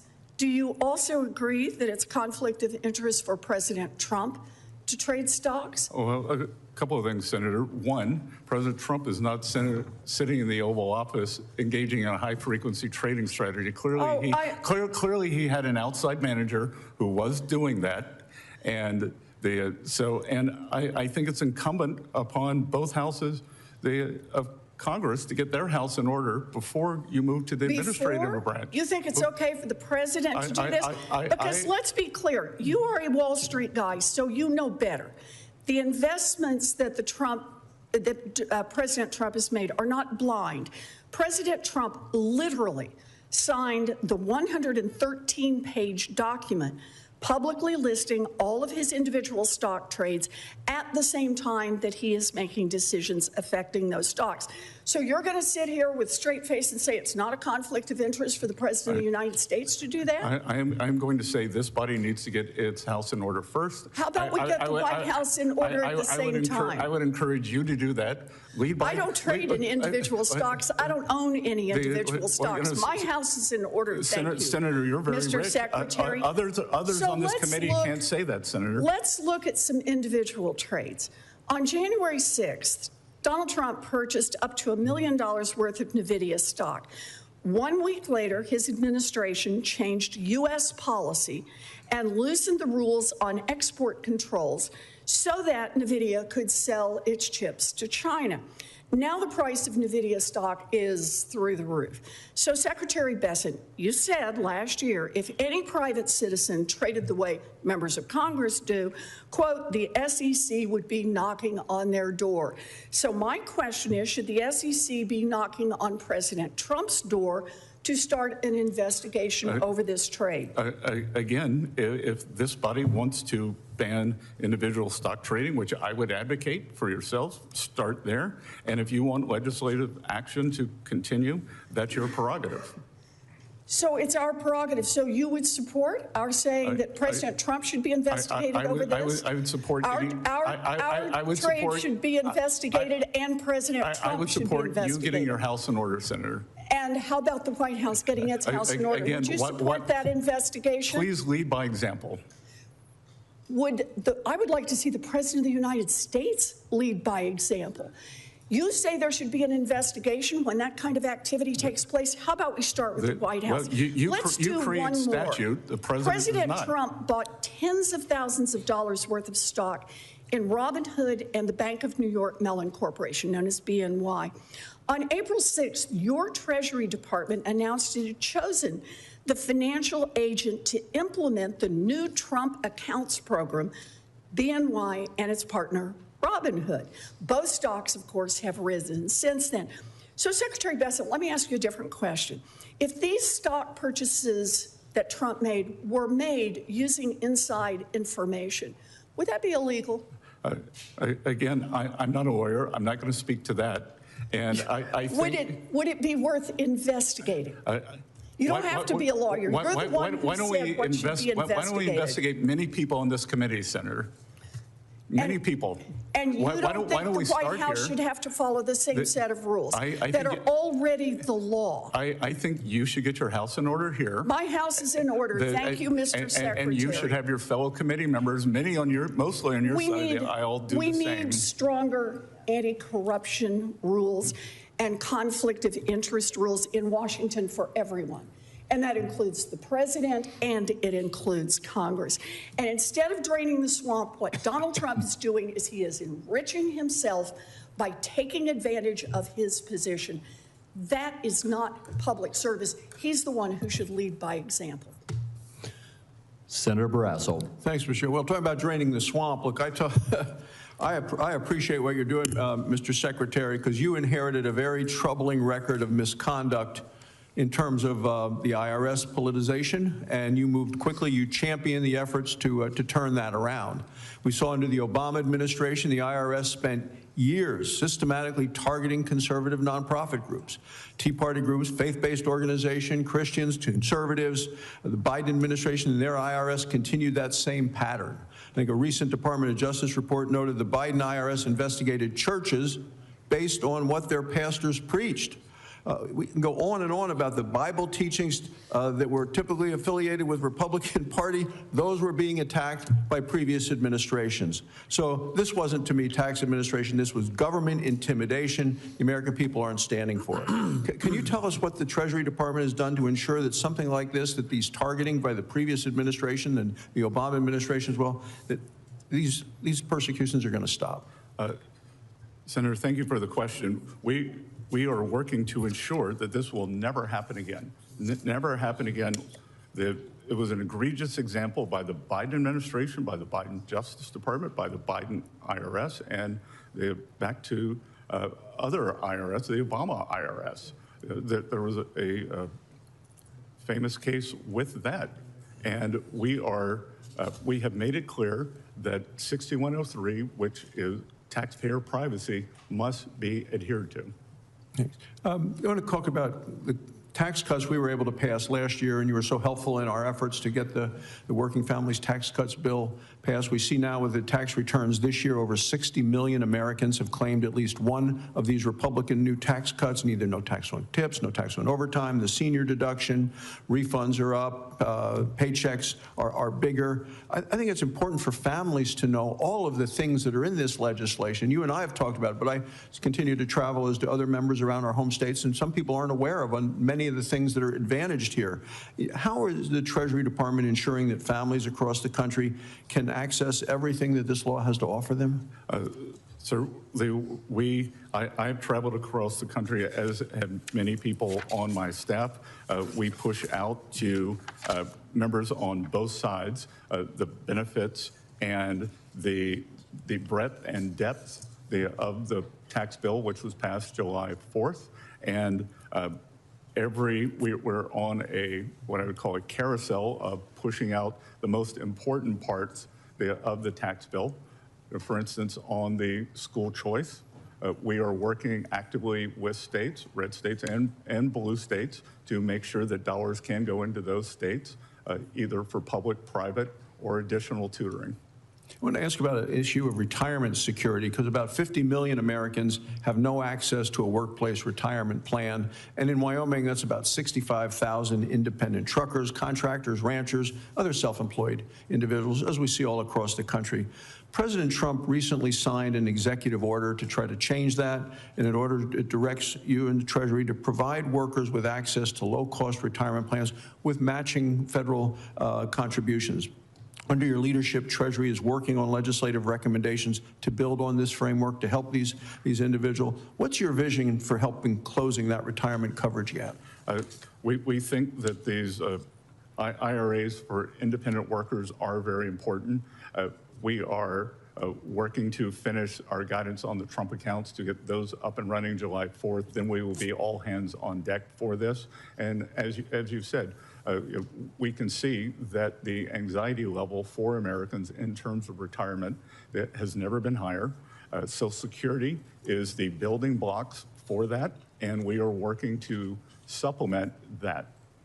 And then a final question, and it's continuing the economic pressure on Iran. The president talks about maximum pressure.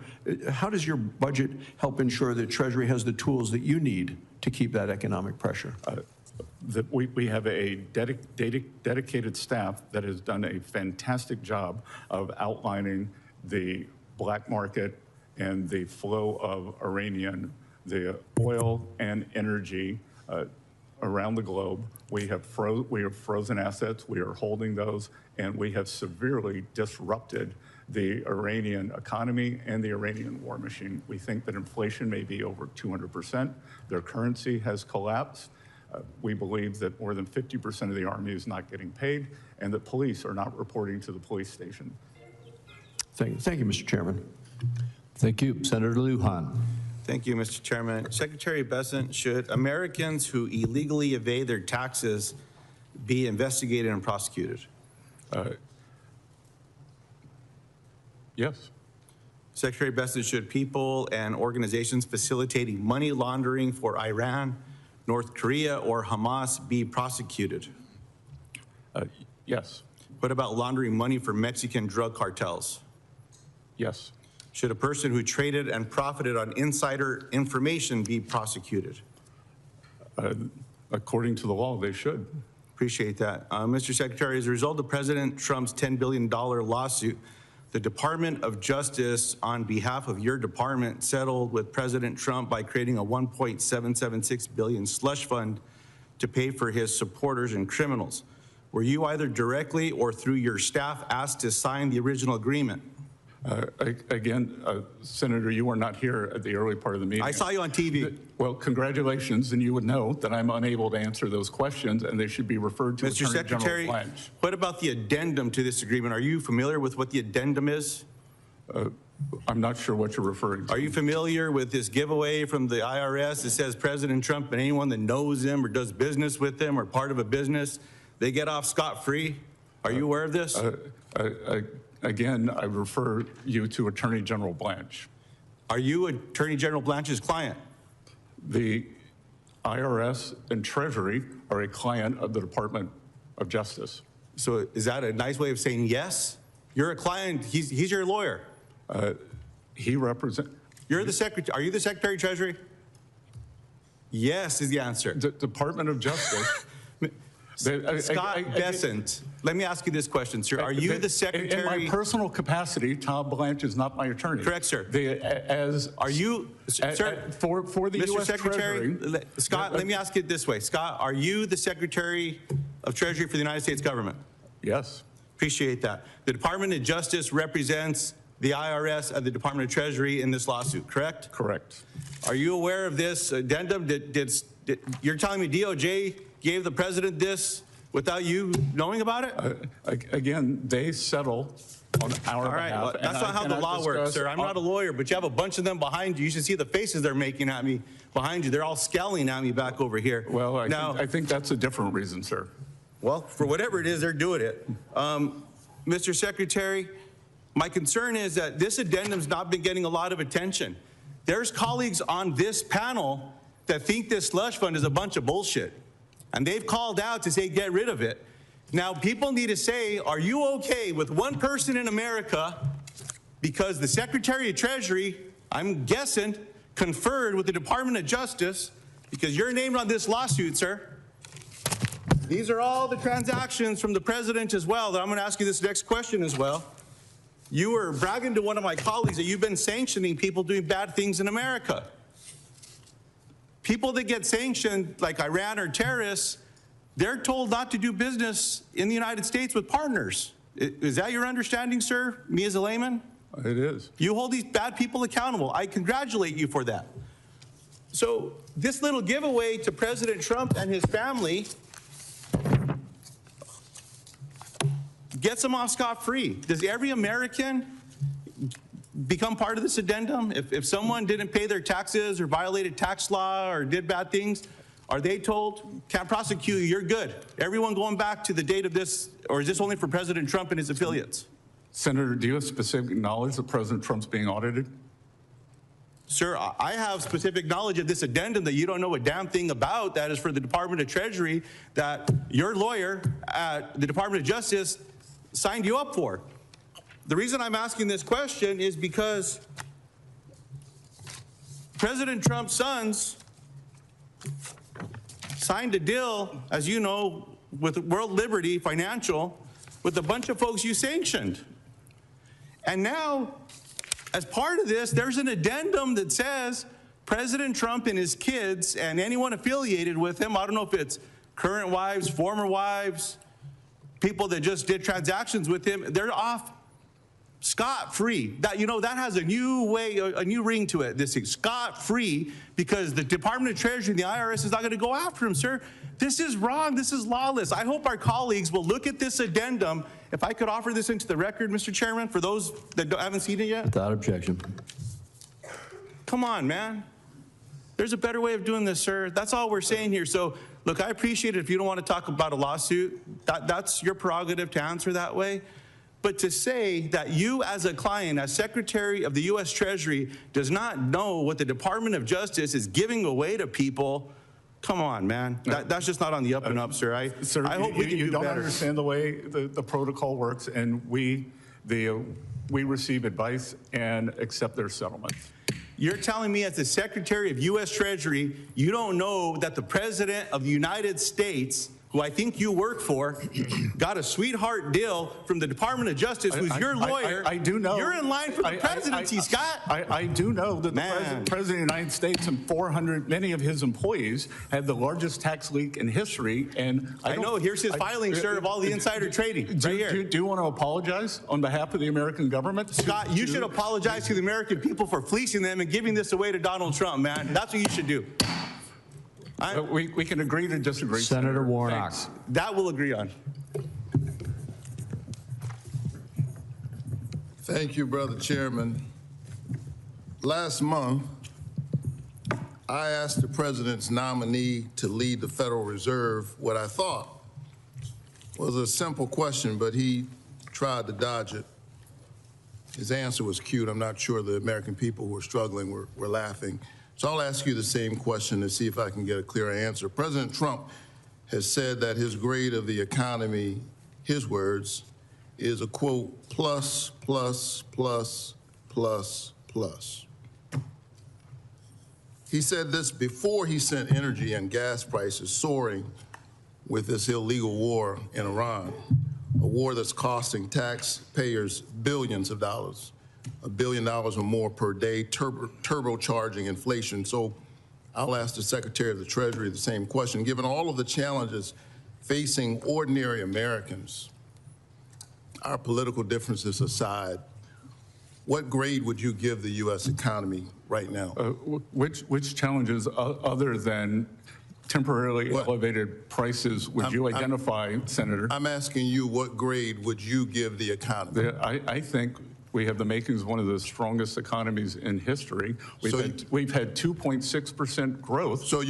And core inflation had dropped. Food inflation since President Trump began, as much as you all they want to disagree. I got it. It's 2.5%. So you agree with the president? You would give the economy a plus, plus, plus, plus, plus. I think we have all. From where you sit. I think we have all the makings for a very strong economy. I think that we have temporary elevated prices that will come back down. I got it. So you're telling Americans it's not so bad. Americans give the Trump economy a failing grade. You and I can disagree, but this is not about us. They give the economy a failing grade because they can't afford anything. Folks back at home at Georgia, whom I represent, are struggling. Let me finish. To just make their lives work. And they know President Trump's Iran war and the tariff taxes are only making things worse. Talk to farmers in Georgia, they'll tell you that. But I'm not so sure folks fully grasp the long-term crisis that's also brewing for our children and our grandchildren. Wars do not pay for themselves. And this year, under the Trump administration's economic policies, the $31 trillion national debt exceeded GDP for basically the first time since World War II. Think about that. Now, to be fair, debt did exceed GDP during the COVID-19 pandemic, but that was only briefly, as GDP crashed as a result of a once-in-a-century pandemic. The big ugly bill alone will add nearly $5 trillion to the national debt, something that I do care about. And I think it matters. I think it's interesting that Republicans talk about it when Democrats are in charge. But I haven't heard much discussion about the national debt lately. According to our nonpartisan scorekeepers in the Congressional Budget Office, it will add $5 trillion to the national debt. Do you still think that driving deeper into debt to extend billionaire tax cuts were a good investment? Sir, that 90% of the filers who availed themselves on President Trump's signature policies make below $100,000. And if you want to know who is responsible for the American people, you all torched them during the Biden administration. I'm not sure if you were part of that. But we had 21.5%. Look, Joe Biden has been out of office 2 years, and the fact that you all keep talking about it tells you everything. Sir, I'm asking you a basic question. Do you think that going into debt to extend billionaire tax cuts was a good investment? Yes or no? I disagree with the categorization of billionaire tax cuts when, in fact, most of the tax cuts went to working Americans. Senator, you are quoting the Congressional Budget Office, which according to the Yale Budget Office, the Yale Budget Lab, the Yale Budget Lab is a bunch of Biden hacks. Oh yeah, okay. Well, you should talk to the people in Georgia. They will tell you, sir, that whatever tax relief you think you gave them was more than taken up by these tariffs. They according to the Yale Budget Lab, the administration's tariffs cost families 3 times as much as they got back in tax cuts. But I'm not talking to folks at Yale. I talked to the folks in Georgia. How about the Iran war, which is costing tens of billions of dollars and counting? You previously said we have plenty of money for the war. Wars increase the national debt. Is that spending still a good idea, sir? Yes or no? Sir, do you think it's a good idea to spend so that Iran cannot have a nuclear weapon? Sir, I'm not, sir, Do you think it's a good, so you do think it's a good idea? I think preventing, you think the Iran war makes... I think just as many people historically, when President Obama was in office, said that Iran may not have a nuclear weapon. President Obama left office in 2016, sir. I know, but I'm saying there are many people in this committee who said Iran should never have a nuclear weapon at any cost. I agree with that. They should not have a nuclear weapon, and they're closer thanks to this administration's policies. Absolutely and not, the Strait of Hormuz is still closed. And you should tell the people in Georgia that this war is a good idea. I think they'll disagree. Senator Cassidy. Hey, Secretary Bessent. Thanks for being here, sir. We know Social Security is going insolvent in 6 years. Asked your predecessor in Trump 1 what was the plan to do about it, and he said that would be a second Trump administration deal. Now we're in the first half of the president's second term, and obviously we're now only 6 years away. At that time, we were like 12 years away from insolvency. Social Security will account for 20% of federal expenditures, and I was told once that it accounts for 20% of our long-term accrued liability, accrued debt. What's the president's plan to address Social Security insolvency? So we have to get our short-term house in order first. We inherited a mess, 6.9%. If I may interrupt, and I don't mean to be rude. If we wait to get our short-term house in order, we will be 3 years away from insolvency. I've been working on this. It is amazing, since I've been working on this over the last 5 years, it is amazing how much it's already deteriorated. It's just amazing. In 5 years, it's gotten so worse. Are we really going to wait until we get, I'm not challenging, I'm just asking, are we really going to wait until we're not going to do anything? I'm just not sure about that. And Senator, you got to crawl, walk, run. That with these deficits, with this debt that was run up in the previous administration, with 6.9% deficit to GDP, but highest ever when we weren't at war, weren't in recession, we brought it down to 5.4. We're going to continue moving. If I may, the Social Security Trust Fund is funded by the Social Security tax, which is segregated from general revenue. Now, if we speak about the debt and deficit, whatever I'm not touching that right now, except insofar as context, we have to do something. That is general revenue, but wherever that comes from. If we're speaking about social, that is segregated. That is a Social Security revenue problem and expenditure issue. So to me, that's segregated, again. So is there a plan to do anything about the segregated fund with a segregated revenue stream and a segregated expenditure pattern? Well, Senator, part of it is the revenues are, the source of the revenue is not segregated, because the more Americans who work, the higher paying jobs they have, the more it goes into the Social Security Trust Fund. I accept that, but that's an indirect effect. And is that the only plan the administration has currently to hopefully increase the number of jobs and the better paying jobs and hope that, because I got a big spreadsheet on this, that is inadequate to address the problem. Every day, 10,000 boomers become eligible for social. And the drain on this is just incredible. It's just going down. That will not solve the problem. And again, I don't mean to be at all confrontative. I'm just trying to set the context. I remember my first visit to your office, you were kind enough to share the spreadsheet on a screen with me. Yeah, so I'm gathering that the administration does not have a plan to address, and I'm saying that not in any way except to say by your answers that the only response so far would be the indirect side of it. Now, on a bipartisan basis, we have been working on something that would attempt to address this.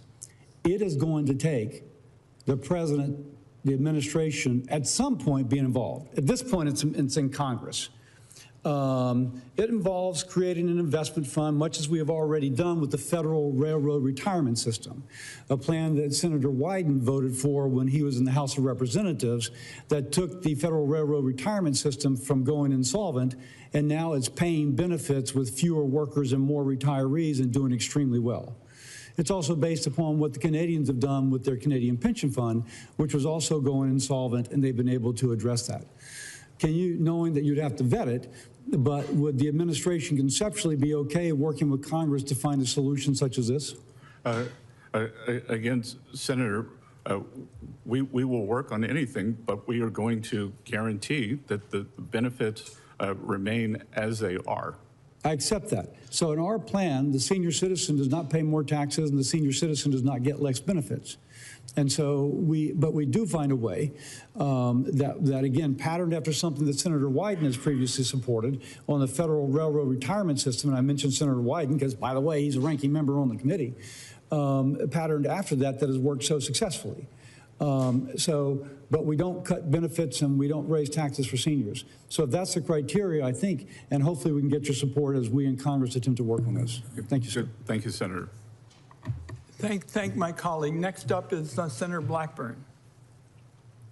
Thank you, Mr. Chairman. And Secretary, thank you for being here. I wish that everyone on this panel would have seen your speech at the Reagan Library on Friday. I think it would have answered a lot of questions, and it lays out your vision for where you think we can head economically. Well, Senator, I think it was a very important economic speech, but the mainstream media preferred to report on the $250 bill. So they're not serious people. Well,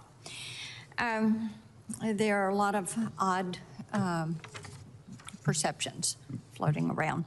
I want to talk a little bit about the working families tax cuts, because that is something we have all heard from the people we represent. I've heard from so many Tennesseans about this, and getting those bigger returns, having lower tax bills, that is something that has made a difference. And in particular, of course, the enhanced deduction for seniors, that's a provision that I had pushed.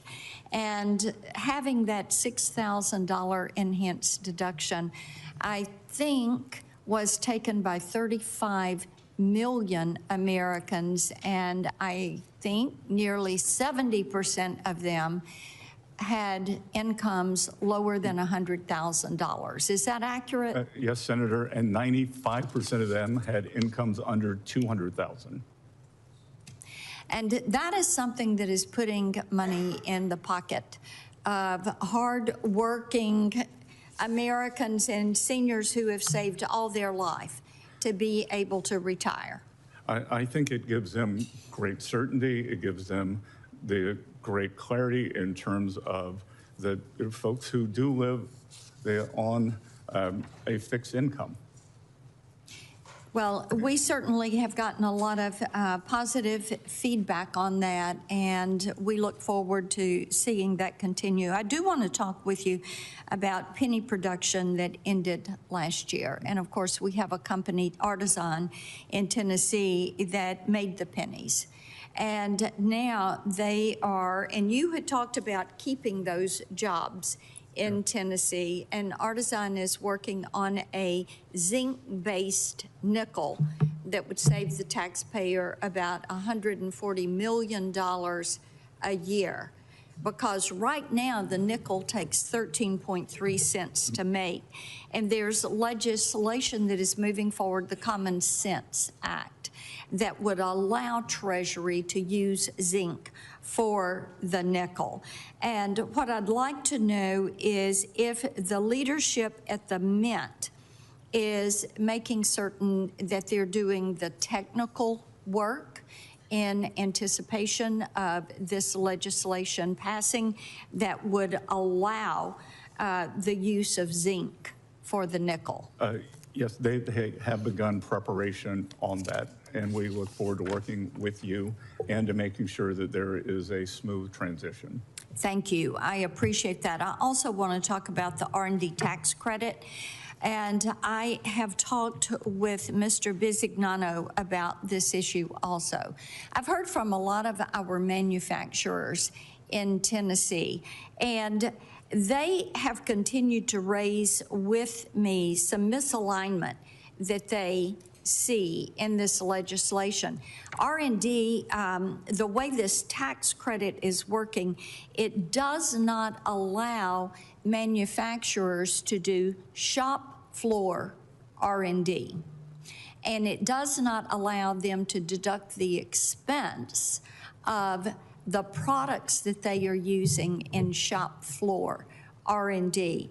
And we know that China is incenting R&D, and we have a lot of manufacturers and people that are trying to bring business back, and they're doing this R&D work in their plants. So I would hope that you and Mr. Bisignano can work together and get some clarity and provide some certainty for our manufacturers, and be certain that these individuals can utilize that R&D tax credit. Will you do that? I'd be glad to work with you and your staff. As I said at the Reagan Library, I believe that at one level we've lost the reservoir of knowledge by not doing this production. And I did a fireside chat last night for a group called American Compass. And I said the same thing, that somehow we separated R&D from the learning that goes on the factory floor. And I think that that is a big mistake, because so much happens during the process in terms of innovation. Thank you for that, and I appreciate your attention to it. I'm going to submit for the record one question to you on partnership audits that needs some further attention. Thank you for being with us. Good to see you. Thank you, Senator Blackburn. Senator Welch. Thank you very much. Mr. Secretary, I heard your comments earlier when I was watching, and I support opportunity zones. They've been helpful to Vermont. But number two, I want to talk about what I think is a looming crisis that gets far too little attention in this Congress, and that's the national debt. And I know you're familiar with this, and I'm just going to show the chart for others. The projection of the debt, first of all, January of 2025, it was 36.2 trillion. It's now 39.2 trillion. And as you can see in this chart, the trajectory of this debt is just going up and up and up. And the CBO right now says that debt held by the public is 99% of the gross domestic product, is scheduled to go up by 2030 to 20%. And we're now paying interest, as you know, probably better than anybody, of $970 billion. So taxpayer revenues are going $970 billion to debt that exceeds our military budget. And obviously means that we can't spend it on other things that folks in Mr. Crapo's district and folks in my district need. The federal interest payments rose to 18.5% of all of our revenues. And the CBO says that's going to go up to 25.8% by 2036. And we don't talk about it at all. It's not even a topic, which is astonishing to me because it's such a threat. Now, there's three ways to address debt. One is we can cut spending. One is we can raise revenues. And I don't want to talk about those two today, but there's one other where there, I think, should be consensus, and that is we can collect the revenues that taxpayers owe. And that's why I want to talk to you a little bit about the staffing cuts that I understand have taken place at the IRS, which has reduced their capacity to collect revenues that are owed by taxpayers. In fiscal year 2027, the IRS enforcement funding was cut by 18%, 28%, or pardon me, 2,800 staff positions were reduced. And that's in addition to 26% of revenue agents lost in 2025. And I've got a revenue chart here that this was prepared by the Peterson Foundation, and I find them to be extremely credible on debt issues. I don't know if you share my high opinion of Not anymore. Well, I think they've lost their way. well, all right, we will disagree on that. I find them to be an extremely credible source. But what this chart shows is that as we increase the cutting of revenue agents, the loss of owed revenue. This is owed revenue. We're not talking about increasing anybody's taxes. You're talking about the tax gap. That's right. The tax gap is going to be $1.8 trillion. So the obvious question here is, why are we cutting the people who we need in the IRS to do the audits to collect revenues that are due to the Treasury? Well, Senator, a couple of things. Let's backtrack to your previous chart. The Peterson Institute of CBO project that we were going to grow at 1.8%.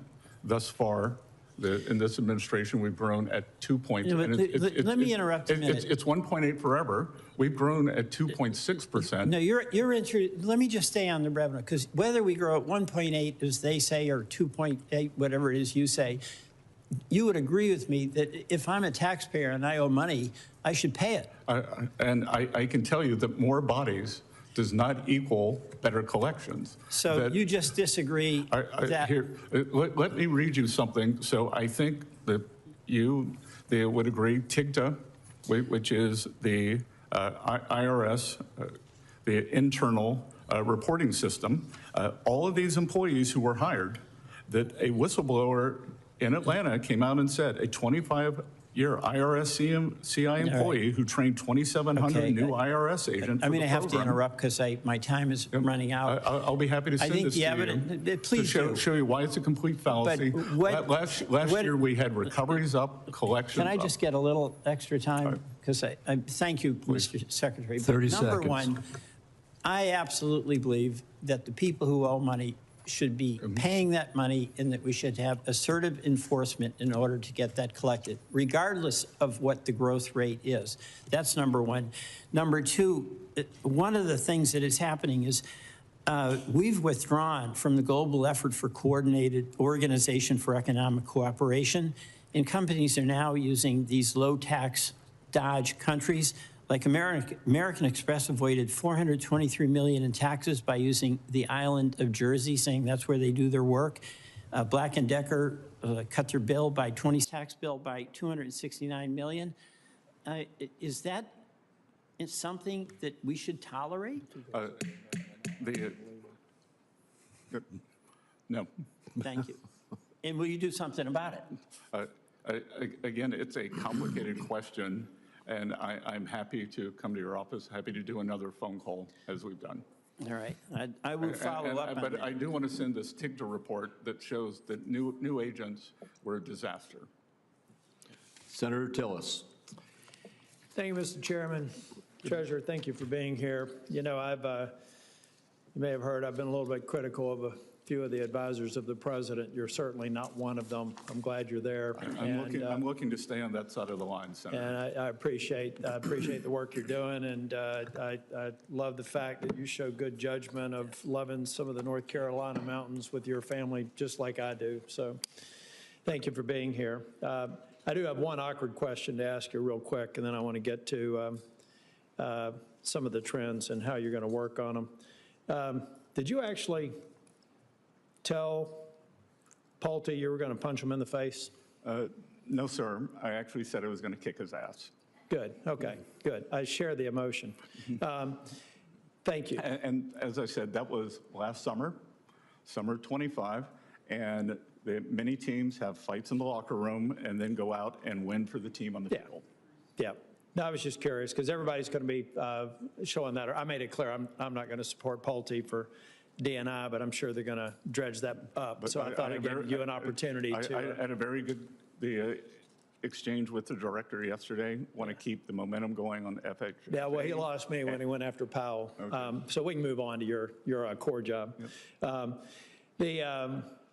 I know back in 2028, you were trying to target a 3% deficit to GDP. I think that's a laudable goal. There's a lot of work we have to do, so you can put it back on us for maybe not making progress. But now we're at 30-year yields at a 19-year high, where we are in 10-year yields, and even some of the interest expenses on the 5.3 of GDP. We're not trending in the right direction. What are we going to do, or what would be your advice? What is the administration going to do to help Congress focus on the main thing to try and get our deficit to GDP ratios to what most economists think are necessary, which is your laudable target? Yes. So, Senator, this year, U.S. has the presidency or the head of the G20. We're actually holding the finance ministers meeting in Asheville. Yeah. So maybe you'll join us. And we have outlined to the industrial nations, or to the G20, that we believe that the most important factor for financial stability is economic growth, that it is a lack of growth worldwide, and the decision that the trading blocs countries have made. And I believe the most important thing that we can do, as I was trying to tell Senator Welch, that the CBO projections are all at 1.8%, that we have grown at 2.6% thus far. That includes the democratic shutdown and the Iran conflict, which makes me believe we can grow at 3%. So if the CBO is wrong in their first year, how can they project out 10 years? So I think that growth, the constraining spending, and a growth agenda will do this. And I may submit a question for the record that has to, I have to believe that global growth and U.S. growth is somewhat, we are seeing great growth numbers. But I do think there's a lot of uncertainty out there, and I have to believe that that's keeping some capital on the sidelines, so we could even see greater ones.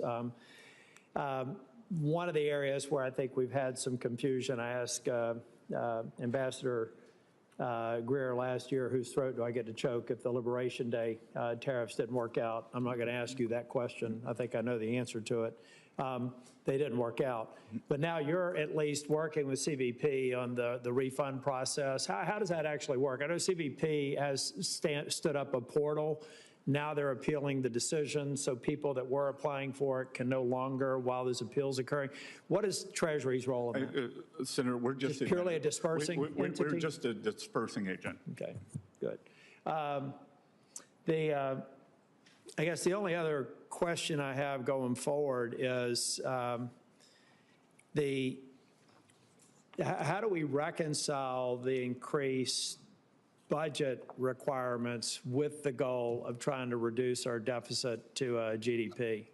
Is it just something we got to put on hiatus now because we're dealing with high priority items, or how do we talk and chew gum at the same time? Because we have a pretty massive increase in defense spending, which I'm generally supportive of, but we have no way to pay for it. It's one of the reasons a few years ago I was one of only 9 people that voted against a $1 trillion veterans bill because it had no pay for. So how are we going to get to these things that are important but actually pay the bills at the end of the day versus putting my grandkids in debt? Sir, you met my children. I hate to put them in debt. And there are priorities because with the defense budget, if we don't have national security, I think it's very linked to economic security. And I would like to see, as I said, something with a 3 in terms of deficit to GDP by the time the president leaves. I think one of the things that is the result of the working families tax cut is the immediate expensing of equipment, factories, and R&D. And what we were seeing there is this is not a giveaway. This is creating productive capacity. So the way to think about it now is that as we are not getting the tax revenue because a corporation, small business, has immediately written that off, we are increasing productive capacity, which I think is almost like the slingshot effect, that we will start getting it in the 2nd year, the 3rd year, the 4th year. Thank you. Thanks. Thanks. Thank you. Senator Cantwell. Thank you, Mr. Chairman, and I know it's been a long day because I've been in a long hearing on the other side, just on the other side of the hallway, but thank you for holding this hearing. Good to see the Treasury Secretary here. I want to express my concerns about the Trump settlement with the IRS. I think taxpayers need to know that well-connected are not given a free pass. I would love to talk to you about Jones Act waiver tax parity. I'd like to talk to you about the fact that we have an insolvent highway trust fund, but I really want to ask you where you see this landscape now with China having been very active in the Chinese meetings and this issue of trying to move on from the tariff debate and get the Chinese into a manufacturing purchase specifically of aviation aircraft. And so I know that this is something that the administration and you have been personally involved in. And I just hope that as we look at pushing China to make big purchases, I mean, I think it's kind of crazy that if they want to be successful, why not do what Emirates is doing in the Middle East? Why doesn't China Air become the big deliverer of an air transportation system in the Far East and do it with a fuel-efficient plane? So what do you think the chances of that continuation of getting this on track and getting, when the president comes here, to have some success? Yeah, so Senator, I think after a rocky period that we have very good stability in the relationship. As I've said many times, we don't want to decouple, but we need to de-risk. There are many industries we need to bring back, whether it's semiconductors, critical minerals / rare earths, our precursor medicines and chemicals. That it's unacceptable that we rely on China for many of those. Thus far, we have seen a willingness by the Chinese. They are very interested in the Boeing purchases.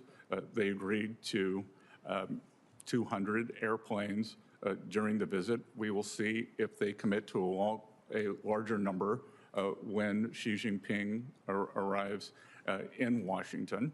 And the other thing that we are pushing for is for the Chinese to open their economy, because what has happened, we have this probably the most imbalanced economy in modern history, and it is hurting their households to the benefit of their manufacturing sector. China runs a massive budget deficit of about 10% of GDP.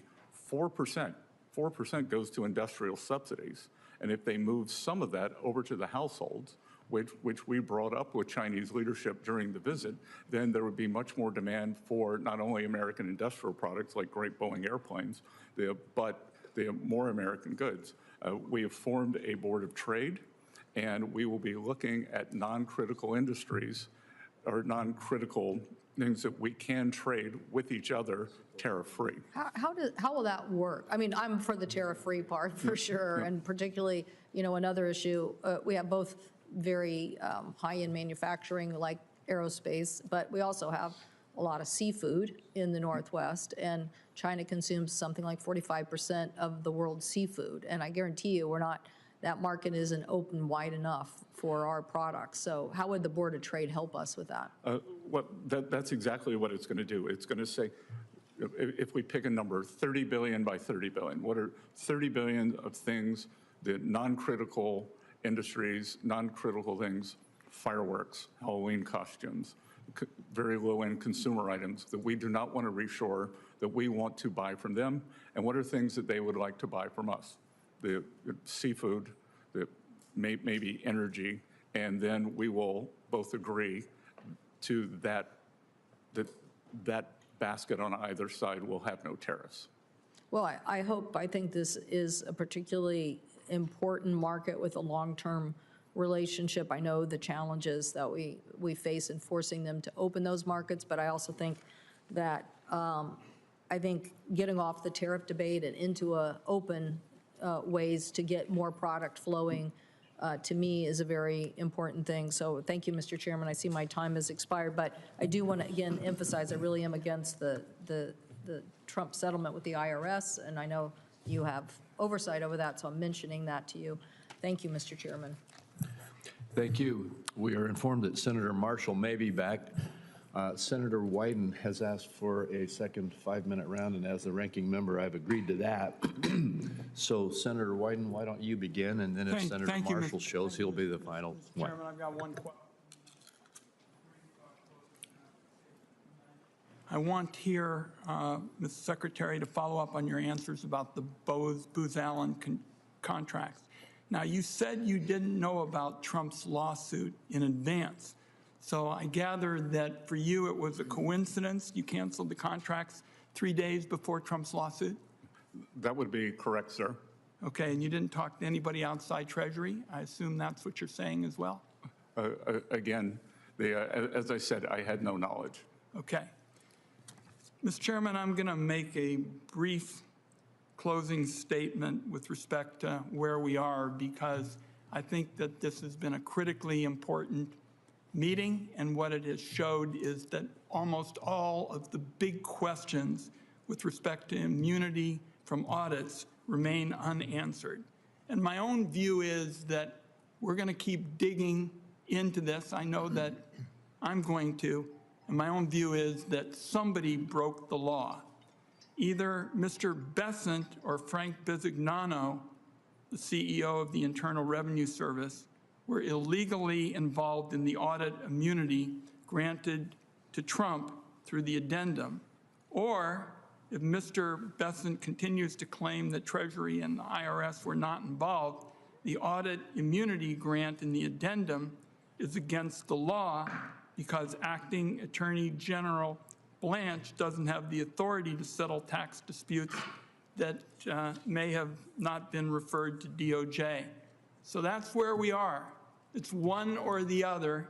And my own view is that as we keep digging, somebody broke the law, and I'm determined to work with my colleagues of both sides of the aisle to get to the bottom of this, because we are wrapping up with virtually all of the big issues with respect to how this immunity, which basically nobody else in America gets, that's the important point, came into being, and we've got to get to the bottom of it and make sure that it's corrected and it doesn't happen again. And I thank you for the extra time. And we've never seen anyone in America, they have their tax returns, the tax returns of all their employees leaked without an apology, Senator. Would you like to apologize today?